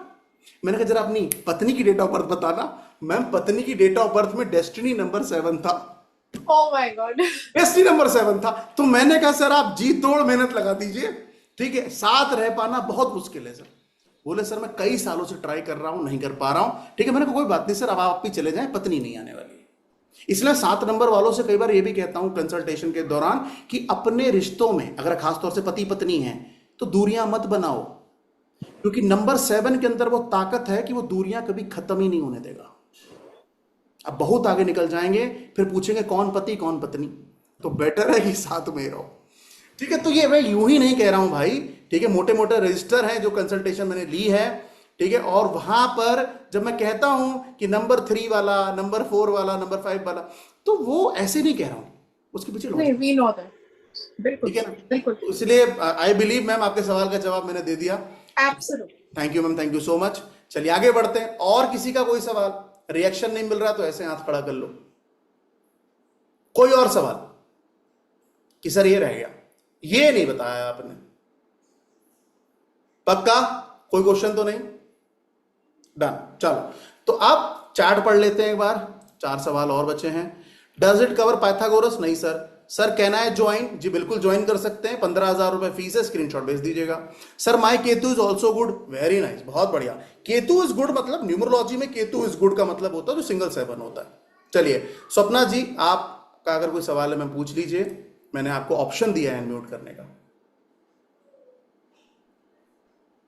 सर आपकी बैचेस शाम को ही रहती है क्या, या दोपहर को अवेलेबल है बैचेस कोई? नहीं मैम, क्योंकि कारण क्या है कि मैं इकोनॉमिक्स भी पढ़ाता हूँ, तो मेरे एंट्रेंस के क्लासेस भी रहते हैं, ठीक है। तो इसकी वजह से जितने भी न्यूमरोलॉजी के बैचेस हैं वो शाम को 7:30 बजे से लेकर 9:30 बजे तक ही होगा, यही ओके सर। और अगर आपने कोई मिस कर दी क्लास तो मैंने बताया कि रिकॉर्डिंग आपको वेबसाइट पे मिलेगी। Okay sir, okay, thank you sir. Thank you ma'am, thank you so much. चलिए और कोई सवाल किसी का, कोई डाउट, कोई क्वेश्चन? पक्का? चलिए तो फिलहाल आज के लिए इतना काफी है। सिंगल 7, हाँ जिनकी ग्रेड में सिंगल 7 है, अच्छा है, बहुत अच्छा है, सिंगल 7 बहुत अच्छा है, ठीक है। तो उस केस में आई बिलीव मैंने सारे सवालों को कवर कर लिया। और अगर कोई और भी सवाल आपके दिमाग में है, कोई बात नहीं, ठीक है, आप उसे ट्यूसडे वाली क्लास में चार्ट पे लिख दीजिएगा, क्योंकि अब आपको बोलने का मौका कब मिलेगा? जब डाउट क्लास आएगी, उस दिन आपको मैं ऑप्शन दूंगा कि आप अनम्यूट कर लीजिए, अपने सवाल मेरे पास रख लीजिए। मगर अगर क्लास के दौरान, जैसे मैंने बोला ना कि क्लास के दौरान अगर आपका कोई सवाल है, तुरंत चैट पे लिख देना कि सर ये क्वेश्चन है, मुझे ये बात समझ में नहीं, आप रिपीट कर दीजिए। तो जैसे ही मैं क्लास एंड करूंगा, तो क्लास एंड मैं तभी करूंगा जब मैं चार्ट पढ़ लूंगा। सारी चार्ट में जो सवाल आएंगे उन सारे सवालों के जवाब मैं तुरंत दे दूंगा। और अगर फिर भी आपको लगे कि सर मेरा सवाल कवर नहीं हुआ, तो एक काम करना, उस सवाल को अपनी कॉपी में जरूर लिख लेना, जरूर लिख लेना, ठीक है। और वो सवाल डाउट क्लास में पूछ लेना। और अगर कोई छोटा मोटा सवाल है तो मुझे इंडिविजुअल चैट या ग्रुप पे लिख देना कि सर ये मेरा सवाल है, इसका जवाब क्या होगा। क्लियर है? मगर एक चीज मैं बस चाहता हूं कि आप सवाल पूछें, कंसल्टेशन लेने मत ले जाओ। क्योंकि कई बार क्या होता है कि मैं डाउट क्लास लेता हूं तो बच्चे क्या करते हैं, सर मेरी बेटी का ना ये डेट ऑफ बर्थ है। मतलब ऐसी कोई डाउट क्लास जाती ही नहीं है जहां पर ये सवाल है। अरे भाई बेटी का डेट ऑफ बर्थ कैसे देखोगे, यही तो सिखाने आया हूं, सिखा दूंगा। और ना सिखाऊं ना बताऊं तो मैं कहां जा रहा हूं, मुझसे बोल देना ना सर ये रह गया, ये पढ़ा दो। कौन मना कर रहा है? मैंने उनको नहीं छोड़ा जो 2024 में थे मेरे साथ, तो आपको कैसे छोड़ दूंगा मैं? और द पॉइंट इज कि मैं आपको क्यों नहीं छोड़ूंगा, उसके पीछे लॉजिक क्या है? उसकी लॉजिक ये है कि आप मेरे ब्रांड एम्बेसडर हो भाई। समझते हो ब्रांड एम्बेसडर क्या होता है? ब्रांड एम्बेसडर का मतलब होता है जो ब्रांड को प्रमोट करता है। अब मान लीजिए मैंने अर्नब जी के सारे सवालों के जवाब दे दिए, तो अर्नब जी क्या बोलेंगे? न्यूमरोलॉजी पढ़नी है, नवनीत सर से बेस्ट तो कोई है ही नहीं। समझ में? अगर मान लीजिए मैंने पूनम जी के सारे सवालों के जवाब दे दिए, तो पूनम जी क्या बोलेंगी? N for numerology, N for Navneet sir. मैंने पुरुषोत्तम जी के सारे सवालों के जवाब दे दिए, तो पुरुषोत्तम जी क्या बोलेंगे? न्यूमरोलॉजी पढ़नी है भाई, नवनीत सर बेस्ट है। ये रहा नंबर। मैंने आपसे क्या बोला? मेरी मार्केटिंग अगर कोई करता है तो मेरे स्टूडेंट्स ही हैं। आधे से ज्यादा एनरोलमेंट रेफरेंस के बेसिस पे आता है। कैलाश जी मैं सही बोल रहा हूं कि नहीं बोल रहा हूं? ऐसे हां होता है, ऐसे ना होता है, हां बोला मैंने। तो द पॉइंट इज, क्योंकि आप अपने स्टूडेंट के साथ अगर धोखा कर रहे हैं, भाई मैंने आपसे बोला मुझे 1 करोड़ बच्चों को पढ़ाना है, यार मैं शुरुआती बच्चों के साथ झूठ कैसे बोल दूं? सफर बहुत लंबा है। और ये मुझे मेरे टीचर्स ने समझाया कि बेटा तेरे अंदर क्या ताकत है, वो ताकत को मैंने अपना प्रोफेशन बना लिया। यही मैं आपको सिखाऊंगा कि आपके अंदर क्या ताकत है, उसी को आप अपना प्रोफेशन बना लीजिए, ठीक है। तो अब आपसे मेरी मुलाकात ट्यूसडे को शाम को 7:30 बजे होगी। और 7:30 बजे मैं बस एक रिक्वेस्ट आपसे करूंगा कि एक बढ़िया सा पेन, एक मोटा रजिस्टर, गत्ते वाला, ठीक है, वो रजिस्टर लेके आप बैठिएगा और पहले दिन ट्यूसडे को 7:30 बजे आपको पढ़ाऊंगा कि हम मूलांक और भाग्यांक निकालते कैसे हैं। क्योंकि कुछ आप में से कुछ हो सकता है इसको बेसिक भी ना आता हो, तो बेसिक पढ़ाएंगे हम। बेसिक के बाद हम एडवांस शुरू करेंगे। तो बेसिक की क्लास ही मेरे ख्याल से कम सितंबर तो पूरा बेसिक में ही जाएगा। हो सकता है अक्टूबर दिवाली आ जाए बेसिक तक, तो वो चलता रहेगा। मगर जिस दिन एडवांस शुरू होगा उस दिन मैं आपको बताऊंगा, अब लिखो कॉपी में, एडवांस न्यूमरोलॉजी बैच स्टार्ट्स। वहां से कंटेंट थोड़ा डीप होना शुरू हो जाएगा, कुछ और चीजें जिस पे हम बात करेंगे। क्लियर? तो मिलते हैं आपसे सीधा आप ट्यूसडे शाम को 7:30 बजे। तब तक के लिए शुभ रात्रि, शब्बा खैर, अल्लाह हाफिज। ऊपर वाला आपको स्वस्थ रखे। Thank you, bye, good night and do take care of yourself. Thank you so much. जय श्री राम।